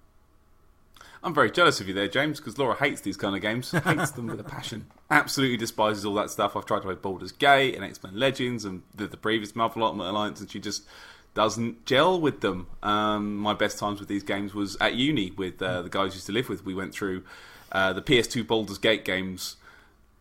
I don't know how many times, but it was a lot. Again, Marvel Ultimate Alliance 1, I know X-Men Legends 1 and 2 we ended up going through, like, again, tons. Like, we had it on, I think it was the GameCube they had it on with like 4 controllers, and we'd just sit there all fucking day just over and over and over. And then I ended up playing Ultimate Alliance 1 and 2 pretty much by myself, I think. And which like, is doable, but it's they're doable, it's just not as fun. It's not as fun. Like, and you've got these 3 AIs running around, sometimes doing what you want them to do, sometimes just being absolute fucking morons. I like these games a lot. I just don't have anyone to play them with anymore. I think there was something with the first one especially, and I agree with you guys. Like, having somebody there on the couch playing it with you is wonderful. But I could never decide on which character I really liked the most, because most of them played really well. I liked Cap, and Iron Man played really well. When Wolverine came into it, it was Steve Bloom was doing the voiceover, and the claws were great to play into. And I think there was some amazing sort of attack with the claws that you could do. It was just, and some of the levels, there was that underwater level which was really good with Namor, and you know, the big, was it Doctor Doom story in the first one? Yes. I thoroughly enjoyed. I played that on OG Xbox, and it was just a joy to play. I loved it to pieces. Inside scoop seems to be that Spider-Gwen is pretty good in this game. Captain Marvel also pretty good in this game. I thought Thing, but apparently that's DLC. I always used to have Thing. Thing was always my guy. Yeah, I don't Thing. Seeing any Fantastic Four characters in the roster. As I say, there were. My piss did boil at the end, because I think I read this wrong. Because I've written down pre-order for X-Men and Fantastic Four. Fuck off into the bin. I read it wrong. It's the season DLC. pass. And you know what they're doing with Marvel Knights, because Marvel Knights will have Black Panther on there as well. Which means that that DLC is going to go through the roof. It'll be interesting to see who they pick. Like, Blade makes sense for Marvel Knights, I guess, but it depends. Moon Knight will be in there. I guess it depends how they split the kind of alliances and allegiances, because obviously characters have appeared in Marvel Knights, but not always Marvel Knights, and some of them kind of fall in different. You know, like would Deadpool be considered an X-Man? He's a mutant, but not kind of often or not always in there. So it depends how they split it, but I think they're just grouping together 3 sets of kind of characters to expect, and it gives people a chance to kind of get their hopes up over which characters are going to be revealed. I think there'll be multiple costume options as well, so you could probably play your favourite version of it as to whether you want to, you know, run with the X-Men in their original costumes, or the more the Joe Madureira costumes, or whatever you wanted. I can't remember if they said anything about that, like what sort of unlockables there would be, but it kind of makes no sense. Like, it's not going to be a loot game like a Diablo or Baldur's Gate necessarily, but it would make sense to have some kind of unlockables, and that's the kind of thing that I've heard people talking about with Marvel's Avengers, which is, but if it's going to be a Destiny, what do you make the loot? And it's like, they did it with Injustice 2. You had different gear pieces, and you could piece together the whole set of a kind of a classic costume, or you could build something yourself. I think there's ways to do that, and Spider-Man from last year, a perfect example. You didn't get to piece the gear together, but you detach the abilities that the gear give you from the look of it, and just allow people to put skins on. So like 5-6 different skins for every character, and that's something that pains me to say, but it's going to happen, they could monetize with microtransactions, because we're past the days of that all just being unlockable in game. You'll be able to unlock some and probably then be able to buy some more, or it'll be included in Are the you season saying pass. I get to buy shield credits, which I can then convert into Infinity Gems, which I can then swap to get a slightly brown and yellow costume for Wolverine? Oh my god. But I mean, I did like the fact that there was so much pretension within the that Avengers trailer, and so much smishing together to try and fake hype you. And this one was just like, everybody's having a fight. Here's Thanos. Yeah. You getting it? Yeah. And no agonising over how the characters look, because I've literally heard no one... My only reservation about how this game looked was, as I said, at the first reveal it was a bit like, that if someone told me that was a high-end mobile game, I might believe them. And that's really dismissive and crappy thing to say, and I apologise obviously to the devs. And frankly, I apologise to devs of mobile games, because who am I to start panning the visuals? But there is kind of a different style of graphics that we often see in mobile games. But in terms of the character design, I don't know how anyone can complain about it, because they've just taken, for each character, here is a classic look from the comics. There's no reinterpretation, nothing like that. And the issue I have, obviously, with reinterpretation is you've got to nail it. Like, some people didn't like the Spider-Man costume with the white on it from Insomniac, but a lot of people kind of came round to love that. I know I certainly did. I really like their reinterpretation of their own Spider-Man suit. If you don't nail that, and I don't know anyone who said they like the look of the costumes that the Marvel Avengers characters are in, and I know I'm in an echo chamber for that stuff, because I don't really want to hear anyone talk about how they like that stuff, because I just don't see it myself. But I love the look of this. There is the thing that if they had turned it third person and just had all those characters running around and fighting, people had just gone, couldn't you have kept it how it was and just made it a bit prettier? And that's essentially what they've done. So I applaud them for that, because it wasn't broke. It just maybe needed to get a little smoother. Yeah, I'm really jazzed for this. I presume it's online multiplayer as well. I was going to ask that, actually. I can't remember. I'm sure that must have been asked, because that's bound to have been asked.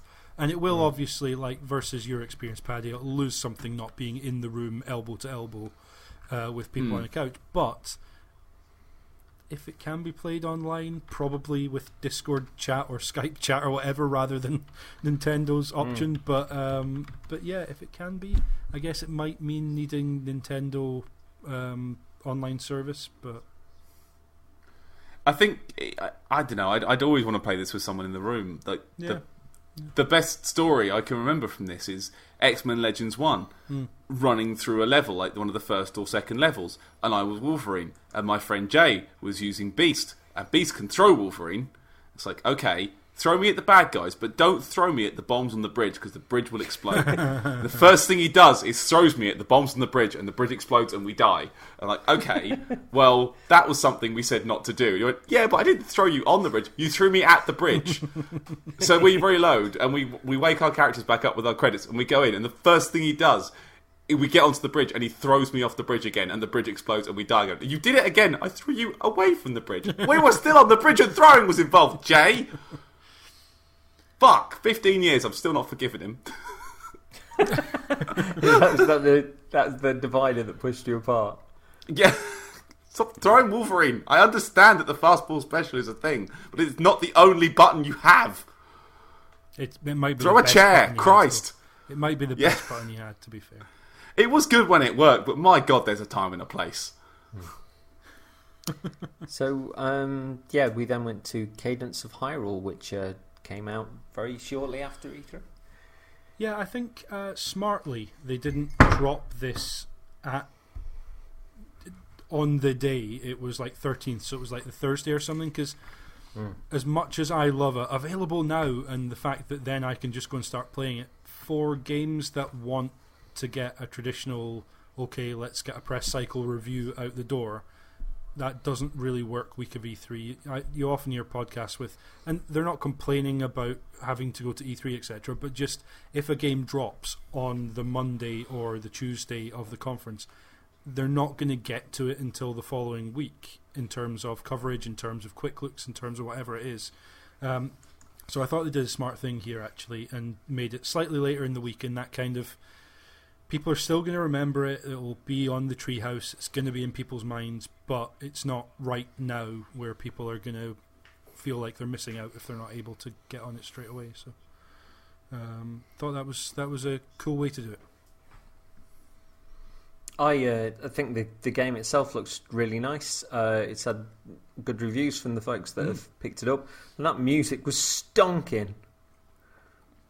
Yeah, absolutely. I've not played Crypt of the Necro Dancer, so when this popped up, I was like, oh yeah, I remembered. Something popped in the back of my mind, and I was like, oh yeah, were they not doing like a DLC with them? And then I twigged that, no, this was like a version of the game, but redone as, obviously, Cadence of Hyrule. It's interesting that you seem to play as Link or Zelda, but the title character is Cadence. So I'm not entirely sure how all that works, but again, a bit like the Warriors of Hyrule Warriors that came out a couple of years back. It's really nice to see Nintendo be happy to let, especially in this case, an indie developer who have made, by all accounts, a cracking game, but Nintendo could be so easily like a Disney and just say, no, our characters, we need to protect this, and it's really cool. This looked amazing. I've not played it, as I said, not played Crypt of the Necrodancer, but just heard so many good things about it. I think it's not just moving across the screen; it's moving across in time to the beat as well, where you get the button press extra points, and it builds up your bonuses and stuff. Yeah. But yeah, Pad. Everything I've seen of Crypt of the Necrodancer, I really like the look of, but I know that I would be fundamentally shite at it. Yeah, me too. Yeah, like I look at it and I go, well, that looks fun for people who have rhythm and timing. Yeah. That's fine for them. I'll sit here and I'll play a game where I play slowly. No, I like the look. I think it's a great idea. Again, like you say, give an indie developer a chance to have a go at a Zelda. Yeah. Like, that's brilliant. Like, let the Shovel Knight guys have a go at like a Zelda 2 type game. That could be good. I thought there were some good ideas in Zelda 2. I didn't.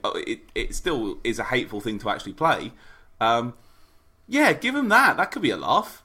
There's your next DS or Switch port. Do that. Yeah, it looks really cute. And again, the music, banging. And I thought the monster with the maracas looked really funny. There's obviously 2 or 3 people sitting in a room coming up with as many... They've got a list of Zelda things and a list of instruments and just sort of mush them together until they find one that's work. I'd imagine that's at least one of those devs' dream project, and to bring their own game to Zelda, and then there's going to be people sort of really trying to dot the I's and cross the T's on that above and beyond anything. And, you know, like I say, even I think it will come back to the original game, in that so many Zelda fans are playing this, loving it, and they'll probably go to Crypt of the Necrodancer afterwards. So and hopefully Nintendo will be sure to look out for the developer's next game, which is another really cool way of doing this. And it means, so often we talk about with indie developed games where you hear about them and then it's kind of like 2-3 years, 4-5 years before the game comes out, because small teams, often single digits worth of people, it takes a long time to get that done, whereas this is a great example of, well, this can be a whole brand new game but based around similar systems, but it's not going to be able to be a full sequel unless something about it changes really significantly, and that's what they've been able to do here. That's a really nice way of a developer being able to spin up a game in a less intensive, I'm sure it's not easy by any stretch, but there are some things that are made easier by doing it this way. That's really cool. Legend of Zelda Macarena of Time. There it is. There it is. Mario and Sonic at the Olympic Games. Fuck you both. Trying to work that out for ages. This looks like a Mario and Sonic game, doesn't it?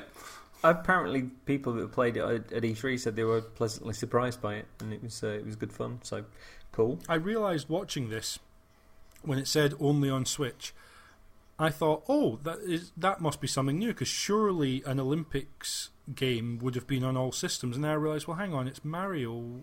Were they? And I realised I didn't actually know whether previous Mario and Sonic at the Olympics were always on Nintendo systems. There are Olympics games, and they are bad. Because I bought one for a laugh for £1, and I got £1 out of it, but that's all I got out of it. It was not a good experience. It was way too simmy. Just bad. But yeah, this looks more like just like silly mini games, isn't it? Yeah. Yay! But I mean, this series, Mario and Sonic at the Olympics, has been around for, it feels like a decade or something, if not more. It feels like this has been going for ages. Because every Olympics and every Winter Olympics for the past, what? Like you say, half a dozen years, isn't it? It feels like a long time. But I don't actually know. I realised watching this, I've been aware that these games are a thing. Never played one. Didn't really know what systems they came out on. Didn't realise they come out this early. I know the Olympics. Excuse me. Bless you. Oh my god! I think my landlord's here. No, that was me sneezing. Yeah, I know. That's the being anally penetrated, being surprised in the ensuing orgasm, turning him into a dog. My apologies. Wow. The worst thing in the world I've now heard in my headphones as well. In stereo. Welcome to Brexit. I tried to move away from the microphone, but it was no stopping it. So yeah, I know obviously the Summer and Winter Olympic Games can kind of shift depending upon where they're being hosted, and therefore where kind of makes sense to have them climate-wise and time of year-wise just for the local host nation. But November 2019 for the 2020 Olympics, that seems awfully early to be putting this game out. But again, I realised I don't actually know when the games usually come out. Well, I mean, FIFA 20 is coming out soon, is it? It's not 20 yet, is it? Yeah, but that's always the case. It comes out at the start of the football season. Well, just sport games, isn't it? Sport games have to get ahead of the sport, so you can decide who wins ahead of the sport time. Okay, for example... Grandad making a great point there again. For example, the World Cup FIFA games tend to come out like a couple of months before the World Cup. This feels like it's coming out more than a couple of months before the Olympics 2020. So people can get good at it for the real Olympics. Sure. The only thing I have to say about Mario and Sonic at the Olympics is, like, as far as other mascot party games go, this one does seem like there are some characters whose core competencies should not be allowed in a tournament of this style.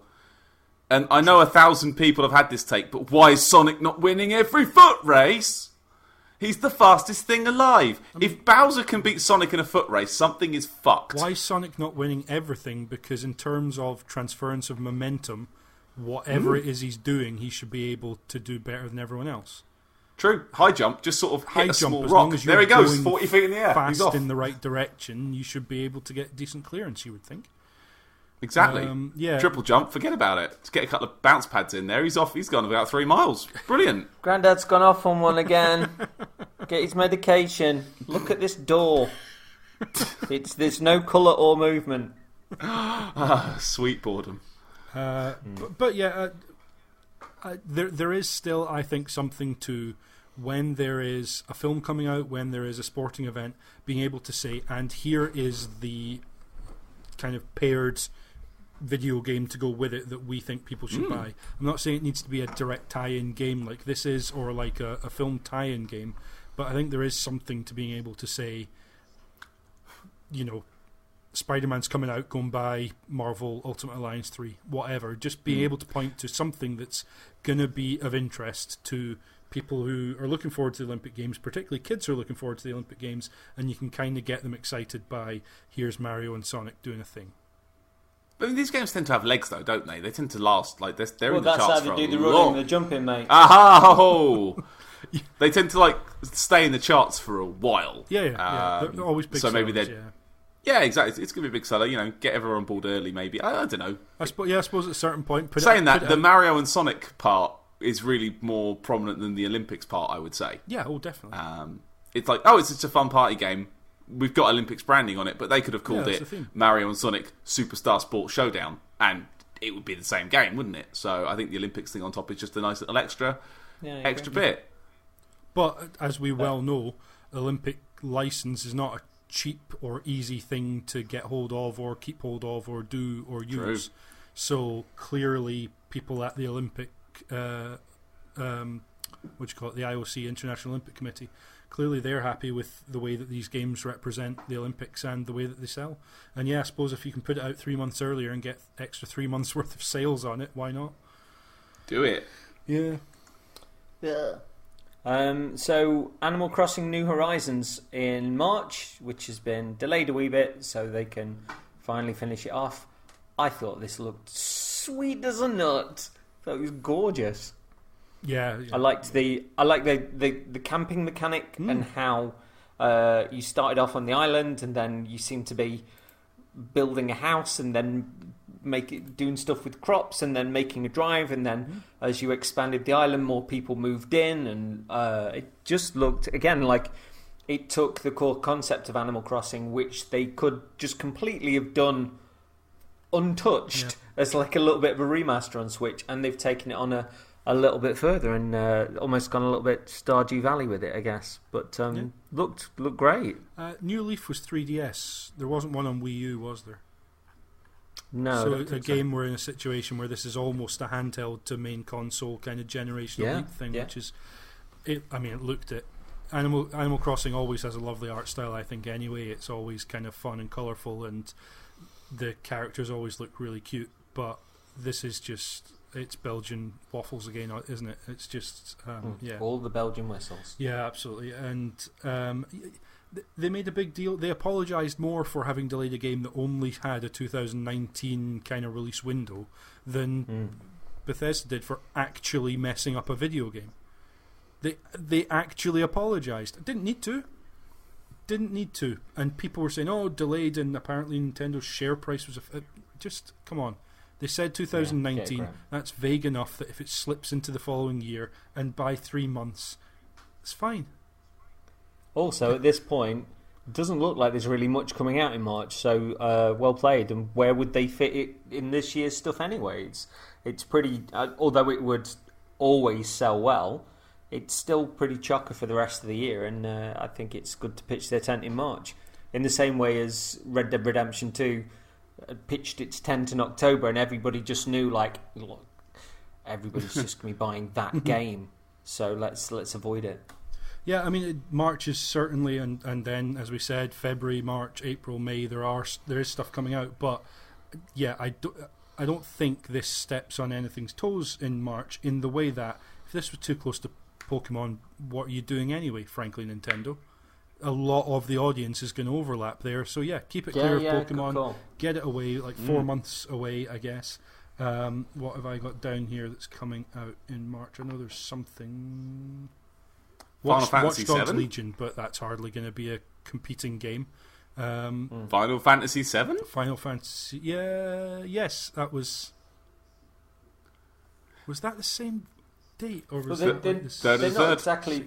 They're not going to tread on each other's toes, though, because one's PlayStation and one's... I'm just thinking of big games. I'm not going to release dates at the anyone I can remember. Yeah.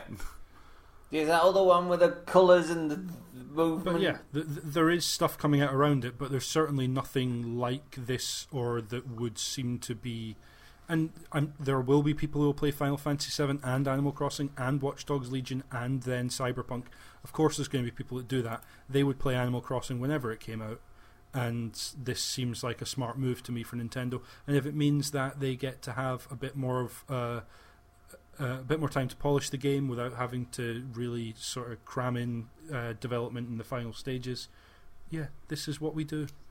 Absolutely. And I know some people, that's a game they've been looking forward to. They really hoped it was coming out, and of course it's disappointing. I've been disappointed when games get pushed back before as well, but I can only say that I also want to applaud Nintendo for being upfront, apologised when it's the right thing to do. Make sure your fans know that you do care and you are interested in not letting them down, but just delay the game. It's fine. Patrick, what do you think of Animal Crossing New Horizons? I'm going to sound like a right negative wanker this time, aren't I? These games are not for me. Yeah. they're just not for me. That's fair. Like I've watched some videos. I think they're massive. Everybody loves them. There was a time when I did by accident buy a copy of Animal Crossing because I was in game and I was trying to buy a copy of Eternal Darkness Sanity's Requiem, and I got home and I opened the box and Animal Crossing with it. So some kid is having a fucking time with what they think is Animal Crossing. Yeah, I don't know. I've watched videos of it. I had a quick go on the one that turned up in the thousands. I'll give it a go. God, it's just mind-numbing tedium for me. I just don't get it. I understand why people like it, but it's just so twee. It does nothing for me. I don't know where the game is. It's just so slow. It's colours and very slow movement. But the huge fan base comes around the folks that are happy to relax into something like I this. know, and I'm happy for them. That it is something a little bit I'm from genuinely the happy. norm. People are getting a thing they want, and it's on a thing they like. The Switch seems like a really good place for it. Like, people are getting a thing they want. Brilliant. I'm happy for those people. These are not for me. I mean, I just sleep when I look at it. I just sleep. Yeah.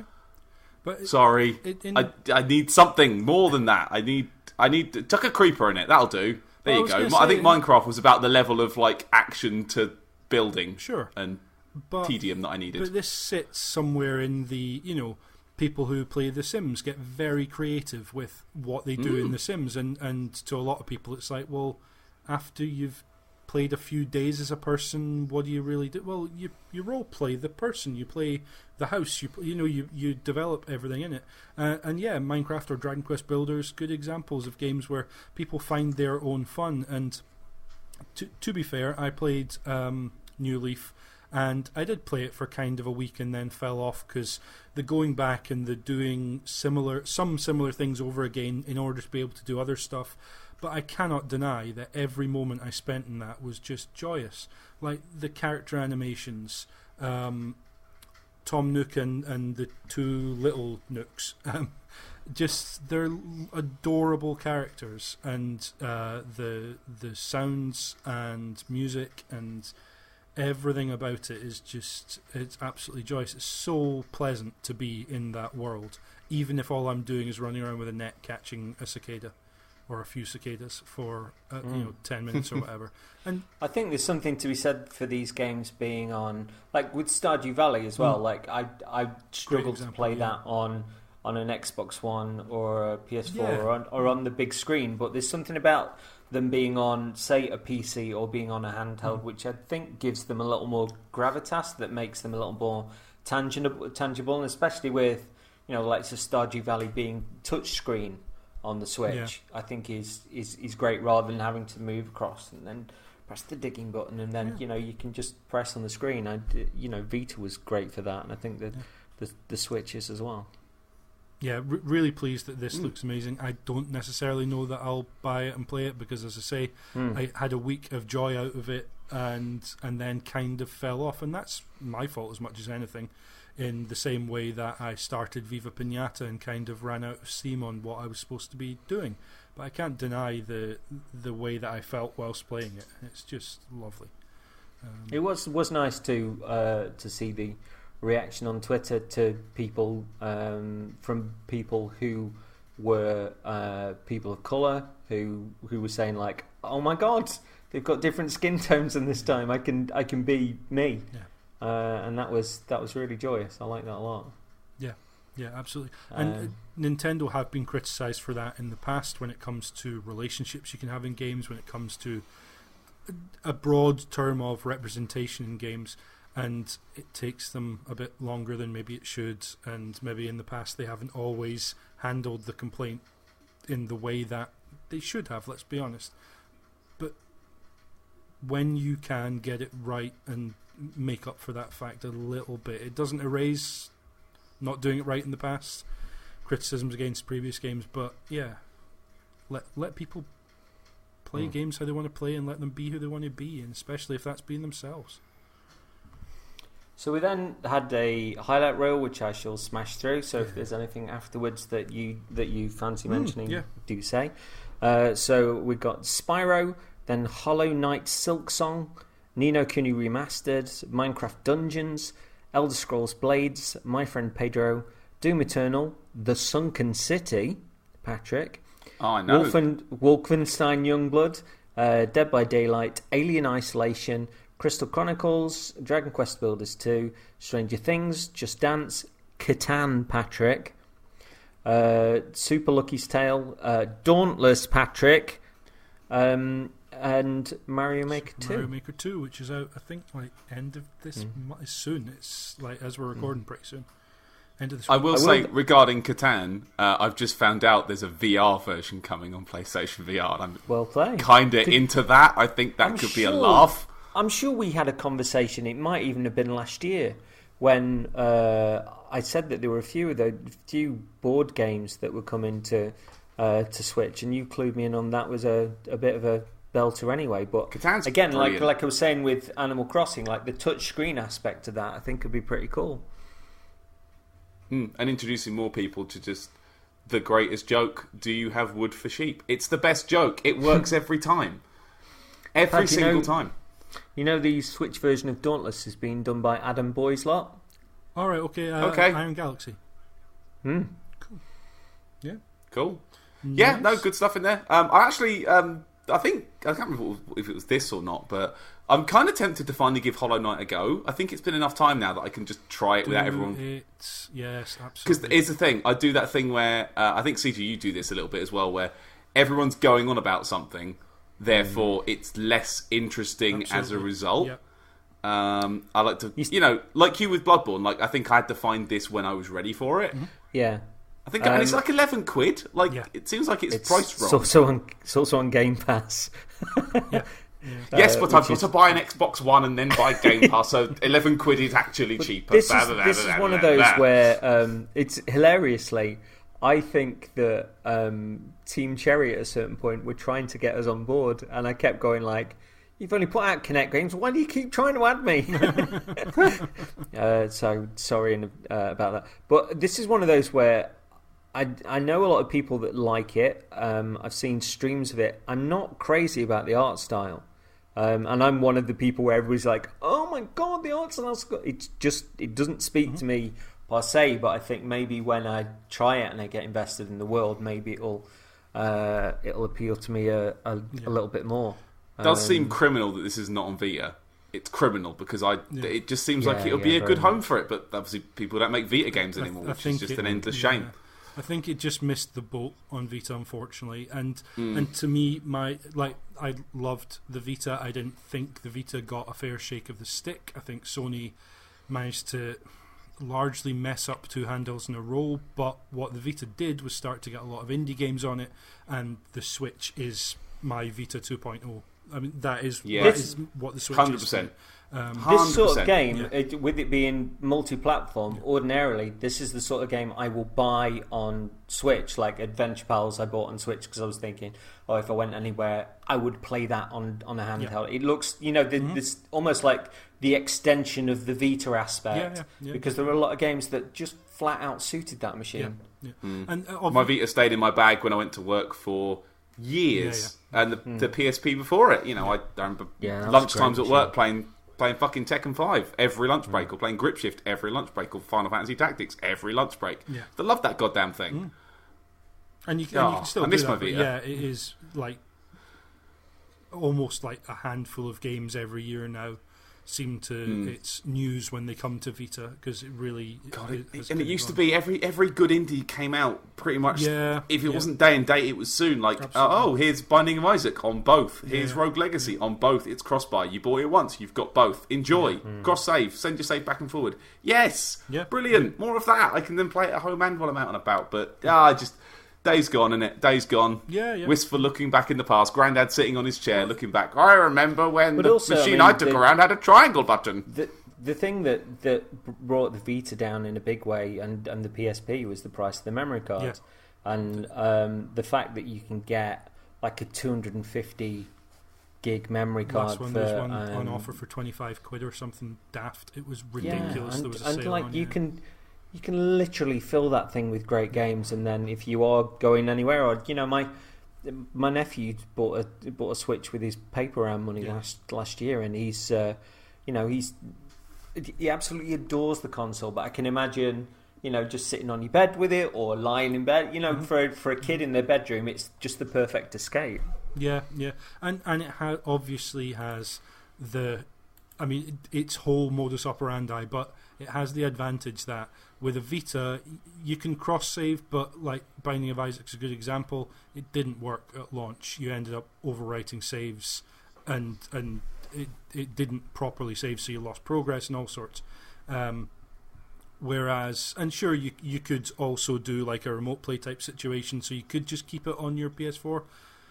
The Switch is just built in if you want to then come back and play it on the big screen. And I played Hollow Knight on Switch. I waited for it to come to Switch, and it felt like a wait, because at launch on PC it was announced, okay, there's going to be a Switch version, and it was expected to be around launch, and it just didn't happen for a bit. But I loved being able to play it handheld and then put it up on the big screen, and it looked, I think, great. I did quite like the art style, but what really sold me was seeing it moving and playing in it. That was what really made the little touches and the little animations and the way that it uses shadow and the way shadows move around the character. I really like it. I get the kind of reservations. I certainly had moments where I was finding it very tough in the way that I often do 2D platformers. So it's worth bearing in mind that it's not like hardcore Super Meat Boy style 2D platforming, but it does have a really nice balance of kind of tough but interesting combat, where once you start to realize how you're supposed to play it, it really does sing. I think it's a cracking game, and I think if you can pick it up for something in the region of £11, it's like, well, that's XBLA style or type amounts of money. Got all the DLC with it as well. It's like the whole, the complete thing. Yeah. It does also fall into the category of one of the most entertaining things about Twitter, which is Brad Galloway's, "Oh, this is great. Oh, this is bullshit. What is this bullshit? Oh, I've got past that bit. This is really great. I'm liking this. This is bullshit." And Gary Butterfield comes in and goes like, "Brad, you need to leave this alone. You don't have to 100% everything." And Brad's like, "Nah, this is bullshit. Oh, I can't bear this. Is bullshit. That's the greatest game I've ever played. That's a classic." He did it with this. He did it with Darkest Dungeon. Yeah. It's just there's certain ones where you notice this kind of back and forth and like this momentum. It's like, oh, Brad, I wake up every morning to this and it's beautiful. It's like a soap opera. Yeah. Toss a coin today. It's the bullshit side today. I love that. I had very much a similar relationship with particular bits of that game, where it's one of those where as I was playing it, the things that were slightly frustrating me, and it was my inability to play it in the way that the game needed to be played. And as mentioned, I've had problems with particularly 2D platforming in the past. My sense of timing is just not great. My reactions aren't great, so I tend to mess up. I had very much that, where it was like when I was being a little bit frustrated, I got too carried away with myself when that was happening. And then if I was kind of like running up against a little bit of difficulty, I'd either go away and do something else because it's Metroidvania, there's loads of map to explore, and come back to it, or I'd just kind of crack through it. And it is that euphoria of, I've done it, yes! And there's definite sections in the game that brought that bit out of me.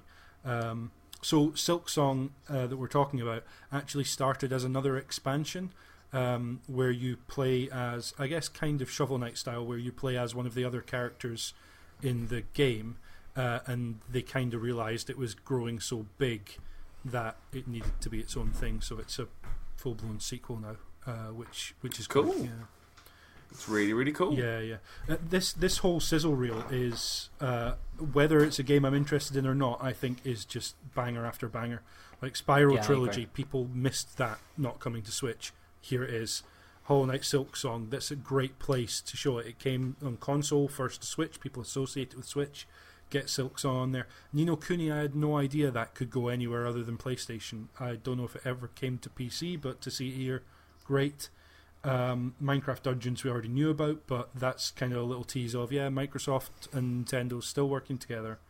I think that trailer here worked better than the Microsoft one, because it just looked busier and more fun. And less like it was trying to tell a story or announce itself, and it was just like just people bollocking in and smashing folks about and having fun. My friend Pedro, one that's come out again towards the end of E3 week, I think it's just last week came out, so a little bit after, but that just looks like such good fun. That's the one where you play as a guy with guns and a talking banana, and you run around flipping and spinning and shooting every which way. And kind of bullet time-ish type stuff, bullet timey kind of. There's been sort of several. It evokes several games. It evokes a little bit sort of Mr. Shifty on Switch, was a top-down sort of dash around shooter. It's Devolver, I want to say, and so that gives you an idea. It's Devolver as fuck. Yeah, that gives you an idea of kind of what to expect, but it just looks such good fun. I haven't played it yet, but I can't wait to get stuck into it. And then they've got the big stuff on here. Doom Eternal coming out. I don't know if they've said it's day and date. I believe they did. Coming to Switch, if they can get the same kind of port done as they did with Very Doom. Panic Button did a great job. Yeah, and Wolfenstein Youngblood coming as well, which again, Wolfenstein 2 seemed to satisfy people who were looking to play it on Switch. And then stuff like Dead by Daylight, Alien Isolation, I didn't even conceive that could come to Switch. Because it's a game that's, 4 or 5 years old now? I kind of assumed that just wouldn't happen. It's amazing to see it on you. Didn't run particularly well on 360, if I remember a friend telling me, right? So it'll be interesting to see how the port is, really. Yeah, there's just so much on here. So New Super Lucky's Tale, I wasn't sure if that was a sequel, but it is a kind of a port of Super Lucky's Tale. Again, that's another Microsoft one now. I think that's now Microsoft. They did. I know it was a 1X launch title, wasn't it? But yeah, it's also a straight VR port of Super Lucky's Tale. Yeah, VR originally. But yeah, there's so many on here that it's like that is great. That not only the Sunken City was like lifted my eyebrows, because I really fancied that from last year's E3. And I think it was in one of Paddy's favourites of the show. But again, it's another one I can imagine lying in bed and playing on Switch and just losing myself in. Yeah, definitely. So this is, as a reminder, this is Frogwares, who did the Sherlock Holmes games, Crime and Punishment, and I think versus Jack the Ripper as well. And I think The Devil's Daughter was another one. They are doing Cthulhu Tale. In essence, and there's been a few Cthulhu related games out recently, and obviously questions over how much of Lovecraft's politics and social commentary they are willing to try and address, because often it's used as an aesthetic and they don't really tackle the underlying themes of that, and whether or not they as developers agree with them. Let's keep it as vague as that. But yeah, I thought this looked really good. I think Switch would be a great place to play it as well. Yeah. Pat, anything stand out for you? The same stuff we've been talking about. The Sinking City, the Hollow Knight. Dauntless is cool on another machine. That's cool. Yeah. Let's face it as well. Dauntless will be joining up with all the other consoles and PC to play together. True. So that's going to be a joy. I was going to ask that, actually. Is that likely to be cross-play? What about cross-save? Yeah, it's cross-accounts. Right, okay. Yeah. You log in wherever you want with your Epic account. Yeah, cool. Yeah, and you can access all your Epic friends. Well, with Pad and I on Dauntless, I've been playing on one, he's been playing on PS4, and there's no lag, and it is the crispest sound we've ever had in a voice chat. It's crazy. So, bring the Switch I think boys this was along. a pretty sensational sizzle reel of any of the sizzle reels we've seen. I think this one was just like yes after yes, even if it's not a game I'm playing, just makes perfect sense. A lot of meat that was sizzling. Absolutely. Sizzling meat. So, Smash, then Banjo-Kazooie joining in the autumn, and they looked like they trolled people. And then they gave them what they wanted, and lots of folks were very happy. Yes, they were. I like that the animations look kind of suitably goofy and busted like they did in the game. Like they made him look like an N64 character. That's cool. like the little sort of waves and nods. I think the actual guy who animated it was on Twitter the other day going like, I like that they've made my weird janky animations look good in this. Yeah, I'm kind of surprised it's taken this long, to be honest.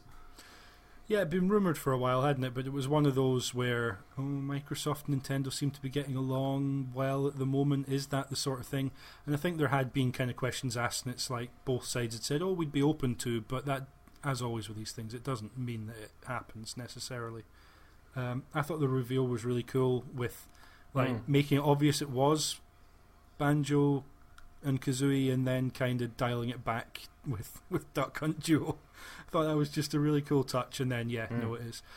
Apparently, the bit with having Donkey Kong Jr. and King K. Rool in the hut was a nod to when King K. Rool was announced he was going to be in the game. That was similar to that trailer, the in the hut pressed up against the window thing. I don't know. I remember that one.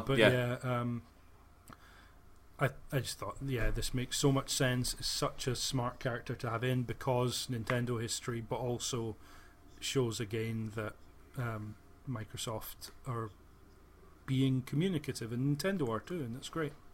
Yeah, I'd like to see that happening. To the benefit of the games. Especially when it's a game that's had, when Rare have had history on Nintendo consoles as well, it just seems, it seems like holding hands and making up. Yeah, absolutely, yeah. And it opens the door. I don't think it'll necessarily happen because I'm not sure as a character he brings much, but the thought of being able to have a Master Chief in Smash, that's a realistic thing to think could happen now. As I say, I don't I suppose think he will. I could see it being kind of final character getting close to Halo Infinite, and he is a different enough character from, I guess, a Space Marine type character would be Samus, but like wildly different, really. So it'd be as left of centre as when Cloud turned up. Yeah. Because everybody's like, "What? He's on PlayStation."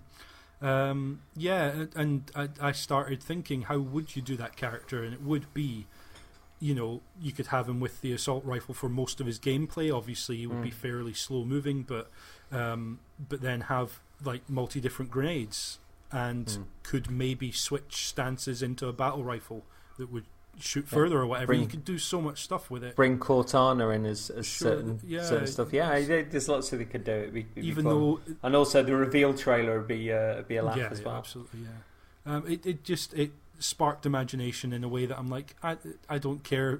It's not I don't care. I don't expect it to happen, but I had a nice little sort of, I was out walking one day and just thinking, there's stuff you could do with that would make it really interesting. You could put down a bubble shield or have a sticky grenade, or there's stuff directly from Halo you could do that would just make it really interesting. And then you start to think of the stages, and you could bring in some of the vehicles and stuff onto the stages. It's just, there's so much possibility there, even if it seems like you might be overlapping with some of the other kind of gun projectile based characters, particularly the more military focused sort of characters like your Snakes or whatever.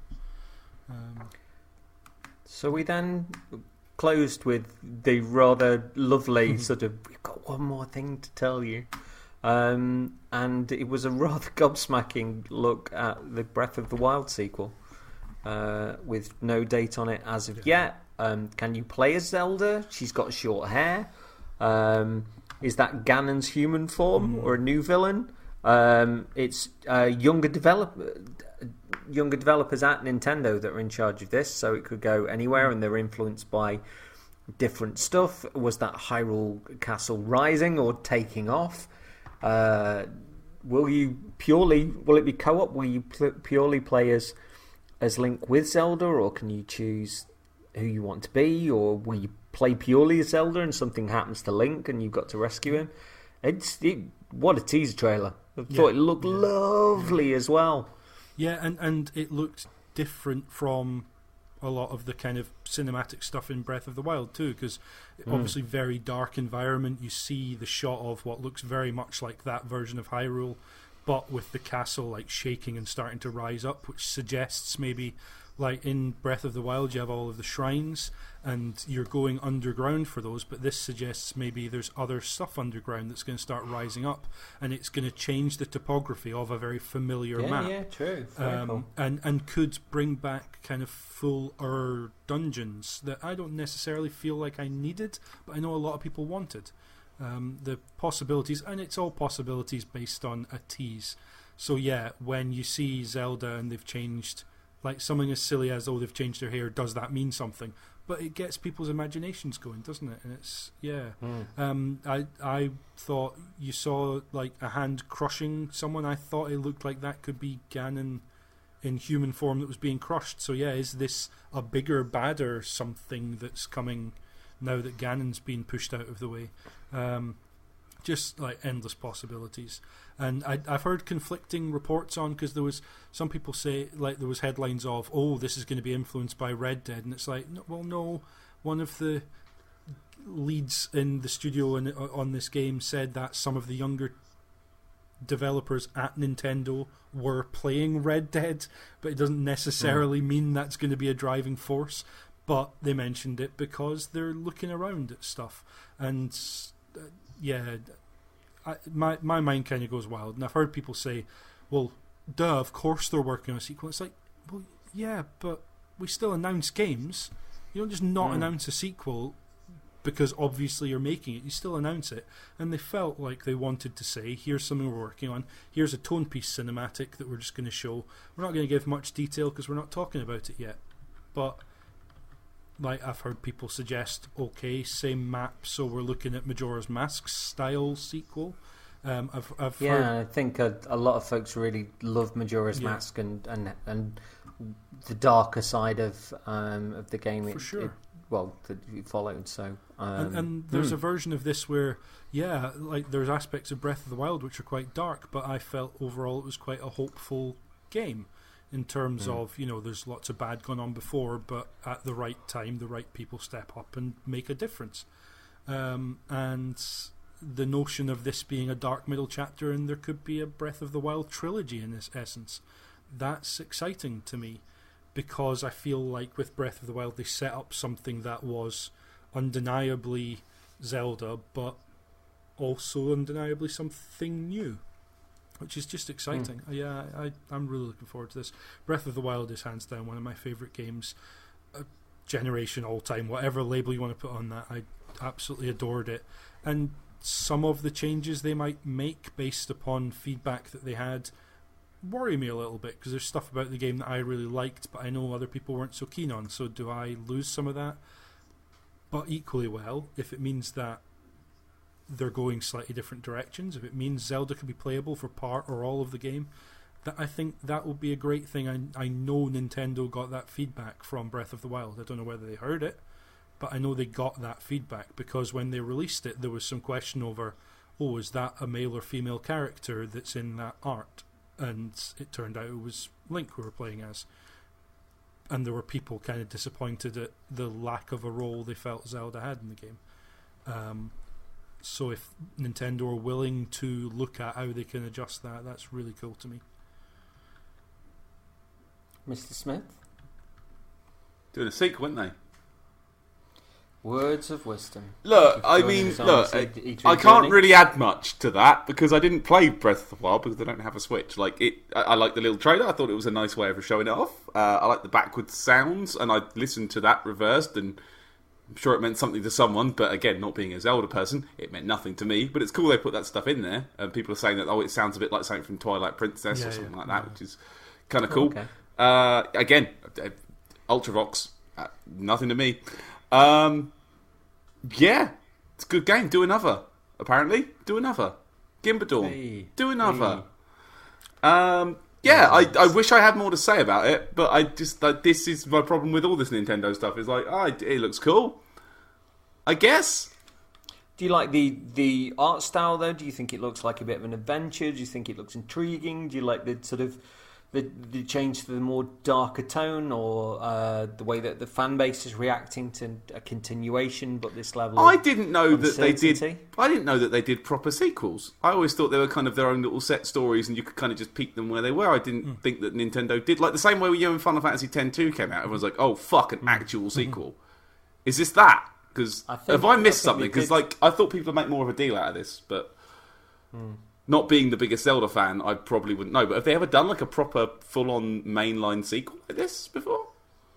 So Majora's Mask reused the map from the game prior to it, which I want to say was Ocarina of Time. Yeah. But it wasn't a straight by the numbers sequel. It was more, this is a spin on some similar elements.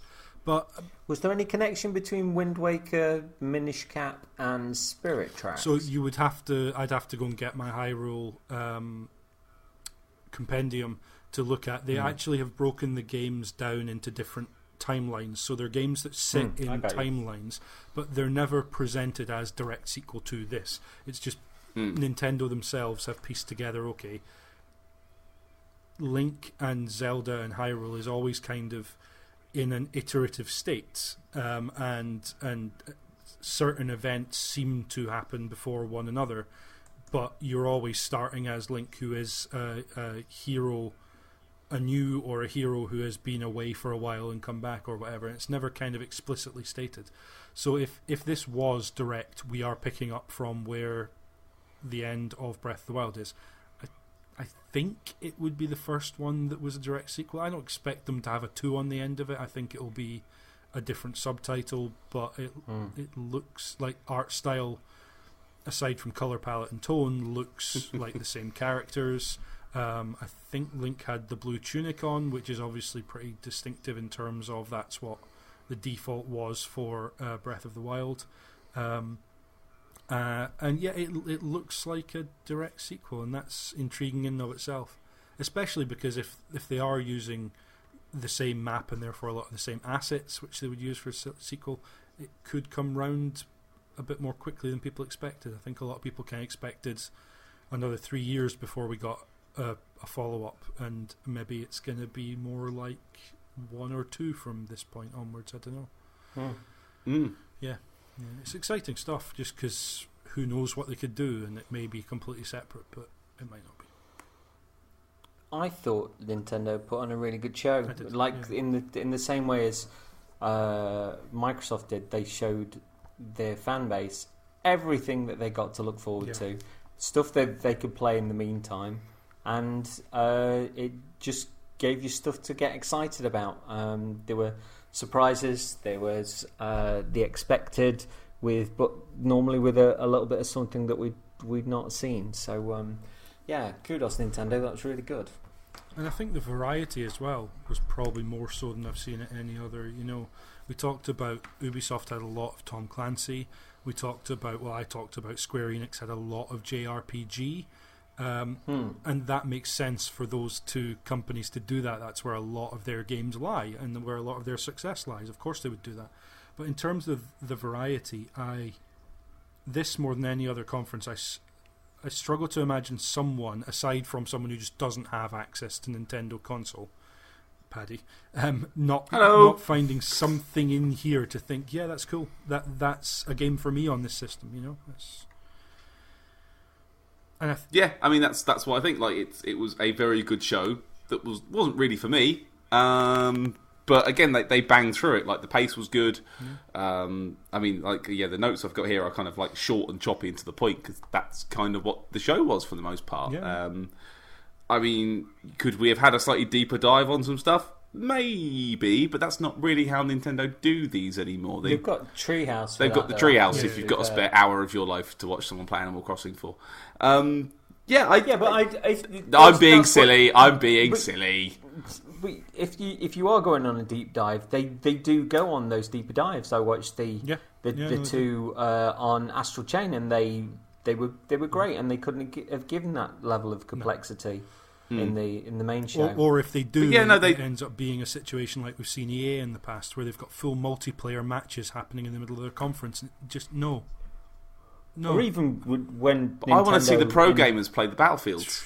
But even was it last year when there was just a tremendous section for Smash, which went 25 on for or 45 minutes with Smash. Yeah.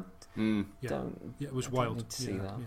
It's weird. But yeah, I thought it was an overall pretty good show that just, I mean, wasn't, for me, hasn't made me want to buy a Switch, but there was some good stuff in there. Makes me want to go buy Hollow Knight, so I guess they got something out of me. Cool. Well, maybe I'll start it and we'll do a show. Oh, no pressure. Yeah, you'll have to write some things down, I'm afraid. Boo! Some more things, yeah. So what did we think of E3 as a whole? Did we enjoy it? Obviously, Sony weren't part of it this year. Yeah. But, Well, I'll go first then. I'll go first because Yeah. I've been thinking about this quite a bit over the week. This is probably, by the numbers, this is probably quite a good E3 because you've got some pretty big stuff in like your Final Fantasy VII stuff. That was cool. I think Microsoft showed off some really interesting stuff this year. That was cool. Bethesda turned up. But I don't know. This one just kind of felt a bit flat to me this year. Like, overall, this was the least like Christmas it has felt. And maybe, like we've talked about before, maybe that's because Sony weren't there. And that's the one that I want to see. But Phil Spencer said that as well in the Giant Bomb interview. He's like, this is the point where everybody looks at the games industry to see what's happening. He says it's not the same when Sony isn't here. Yeah. We want them here. And yeah, I agree with you. Yeah. I mean, I would say that like Xbox had a chance to do a slam dunk and maybe chose not to. I don't know. But it didn't feel like the dunk that it should have been. It felt like a standard, decent Xbox show. And they are, the last few years have been very good, decent, solid shows. But yeah, I don't know. The Bethesda one was just a fart, basically. There was a couple of like little moments in there, but for generally that whole conference was. I enjoyed the PC gaming show, which I know we're now probably not going to cover at this point, but there was enough odd stuff that I think could have turned up in the middle of another show, like the indie bit in the middle. That's the bit I tend to look forward to when you get not necessarily the sizzle reel, but like you get, oh, here's this game, here's a minute on this, here's that game, here's a minute on this. The Microsoft did a bit, in the middle of. They did a bit of that in there. I wanted a bit more of that from other people, and again, the PC gaming show showed off some of that sort of stuff. So for me, kind of that's where a lot of the sort of the cruft of it really was. Because again, the Nintendo one, I always, like we say, I watch it. It doesn't really do a great deal for me, but I'll always enjoy it, and it's good that other people find stuff. But I don't know.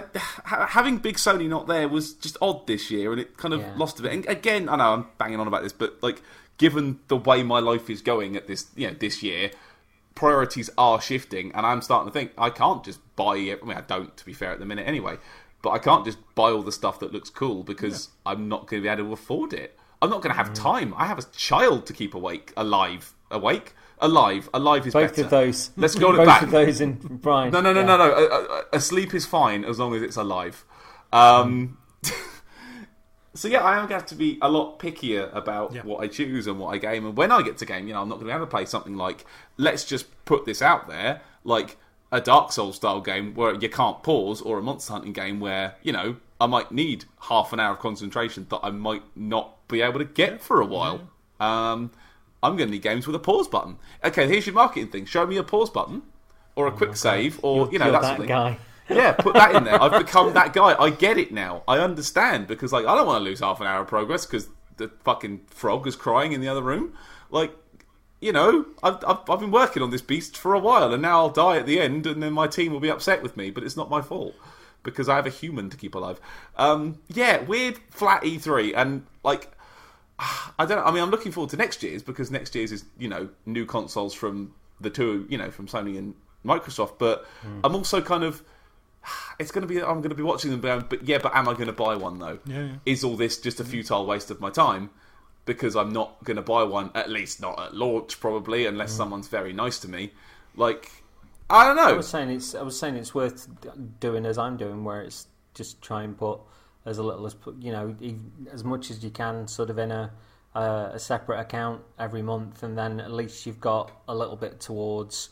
Or the amount to pick up something new on launch day. Even then, I don't know. I'm kind of thinking that's bottles. that's Rusk's. Do you know what I mean? It's just the child will it's understand, starting overright. As it's a slim, slender child growing up. Sustained purely off of what we can find in the street. Yeah. Weird E3 overall for me. Weird E3 this year didn't quite excite me, and I think like my note-taking skills by the end have gotten down to 1 or 2 comments per game, because I think by the time we got to Nintendo, I think that's the last thing I watched. I was just tired of it by the end. I was just tired. It wasn't gaming Christmas this year. It was gaming, let's say Boxing Day. Was it movement and colour? Yeah. Movement and colour in some places, and then no movement and colour in other places. And I'm sorry, Bethesda, but you cannot run a streaming service. Get fucked. And that's all she wrote on it this year. You know, C average. Sorry, E3 2019. I wanted to love you and I didn't. Mr. James Carter. I just wanted to check, Paddy. You know that children are called sprogs, not frogs, right? You said frogs. No, they look like frogs. Right. Frog is the word I'm using. Frog is what I'm sticking with. Every newborn child looks like a frog. I don't care. Oh, isn't he beautiful? A beautiful frog. When you hear them in the store, they sound like some sort of polystyrene cat goat has been born. So keep that in mind. Polystyrene cat goat. I guess I kind of agree with you, Paddy, in terms of absolutely Sony were missed. Last year's Sony was a great example. I already knew I was going to play Spider-Man. Pretty much nothing else they showed did much for me. I didn't particularly like their show. So in terms of raw number of games that I come away adding to my wanted list, this E3 is probably not that different from any others. I think in terms of Microsoft picked up some indies that maybe would have been on Sony, like Shenmue 3 ended up on the PC gaming show. So what Sony would have shown from third parties did kind of get distributed. Kind of Funny had a 48-minute long indie showcase, essentially. So if you wanted the 1 minute per game indie showcase, there were places to look for it. Devolver had, I think, more games than they've had before at their conference as well. So the games were there, I think, in terms of what I was interested in. What I thought was notable was it did feel like more of potentially a holding year. A lot of the stuff that got the headlines was stuff for 2020. And it may be 2020 before E3, so this made sense to show it here. And I end up asking the question of, Sony said, they didn't have much to show. Well, there's rumours at the moment that Last of Us, there has been a rumour, could be coming out in the first half of next year. Yeah, February. Death Stranding is out in November. So Sony had, if they wanted to turn up, they could have wowed people, albeit with games that we know are coming, but they chose not. That they've shown twice already. Sure. I don't know if they could show them a third time. They'd get raked over the coals, I think. You could have filled the show with stuff that nobody'd seen, whether that be different levels or a little deeper dive into stuff that we have seen before. The Death Stranding event that we had 2 weeks before E3. That could have gone in. That was an 8-minute presentation. That fits in an E3 showcase if you want to make it fit. Yeah, that Destiny Shadowkeep reveal could have been on the Sony stage. Yeah. And Destiny, in their reveal they said, we're not doing console exclusives, so they're kind of trying to divorce themselves from that. But they could have found a space on the Sony stage if they want to. They have that relationship.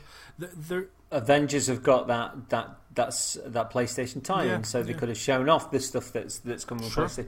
You could have put a show together which didn't involve holding it in a shoe cupboard filled with fairy lights. Do you think the backlash from last year is maybe what's contributed? Maybe they want to do something different and they can't think of a good enough idea. Because you can see the last few years they've tried to sort of make their shows a bit different to what they have been doing. I think a lot of people... But maybe because there was a lot of backlash last year, people hated it. As a creative company, you cannot hold your hands up and just go, we don't know this year. Yeah. I genuinely don't think you can. If that's your point, you fire your creative division and you bring in a new lot, because it just seems weird. They've been doing these little PlayStation Access sort of shows through the year, which are kind of stuff that would have turned up on those as well, like just little bits here and there, but it kind of feels like they would have had a place on there as well. But if that's what they're going to do going forward, a more Nintendo Direct style, I mean, cool, but do Nintendo one still here. managed to turn up, You can pull 45 minutes of trailers out and put it together and make me go ooh a few times. Like that would have been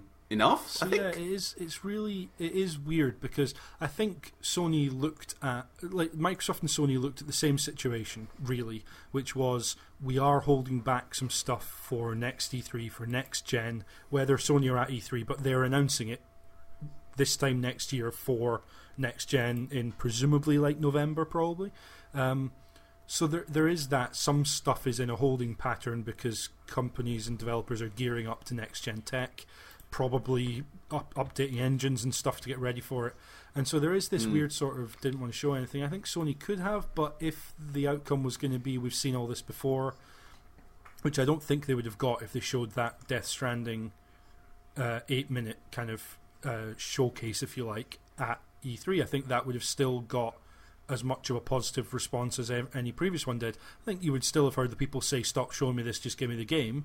But they were saying that Final Fantasy VII could have been on or part of that longer trailer that could have been on and Sony's stage, and people would have gone. Yeah. You know, if they'd have given Final Fantasy VII, Death Stranding, all that kind of stuff, you'd have gone, "Oh fucking hell, Sony have won E3. They've really come back with something that's stolen us away." Ended up on the PC stage, and by all accounts, especially from the gameplay that was seen, I think behind closed doors at E3, the word on that's not necessarily great, but there was a release date announced there, you know, so there is this situation of there is news to be had. Sony looked at it and said, well, there's not enough, and that's their decision, a bit like From with difficulty. If that's their decision, that's fine. They are going to get criticised for it. But it did leave the show feeling a bit like, oh, this is a bit of a holding pattern, and it was a shame not to have Sony there. But as I say, I saw as many games as I would have expected to that I'm interested in, that I was wowed by, that piqued my interest, maybe that I didn't know about before, or confirmed, like Astral Chain, for example. Interested before, now really interested. Added more to it. I know more about it. And I think Microsoft's an interesting one because people sort of came away from that saying, oh, you know, a lot of these games they made a big deal of the 14 Xbox game studios, and once you started counting off games we already knew about, or games like Outer Worlds, which it's coming from Obsidian, which are now an Xbox game studio, but that's still a private division published game, so it is coming everywhere.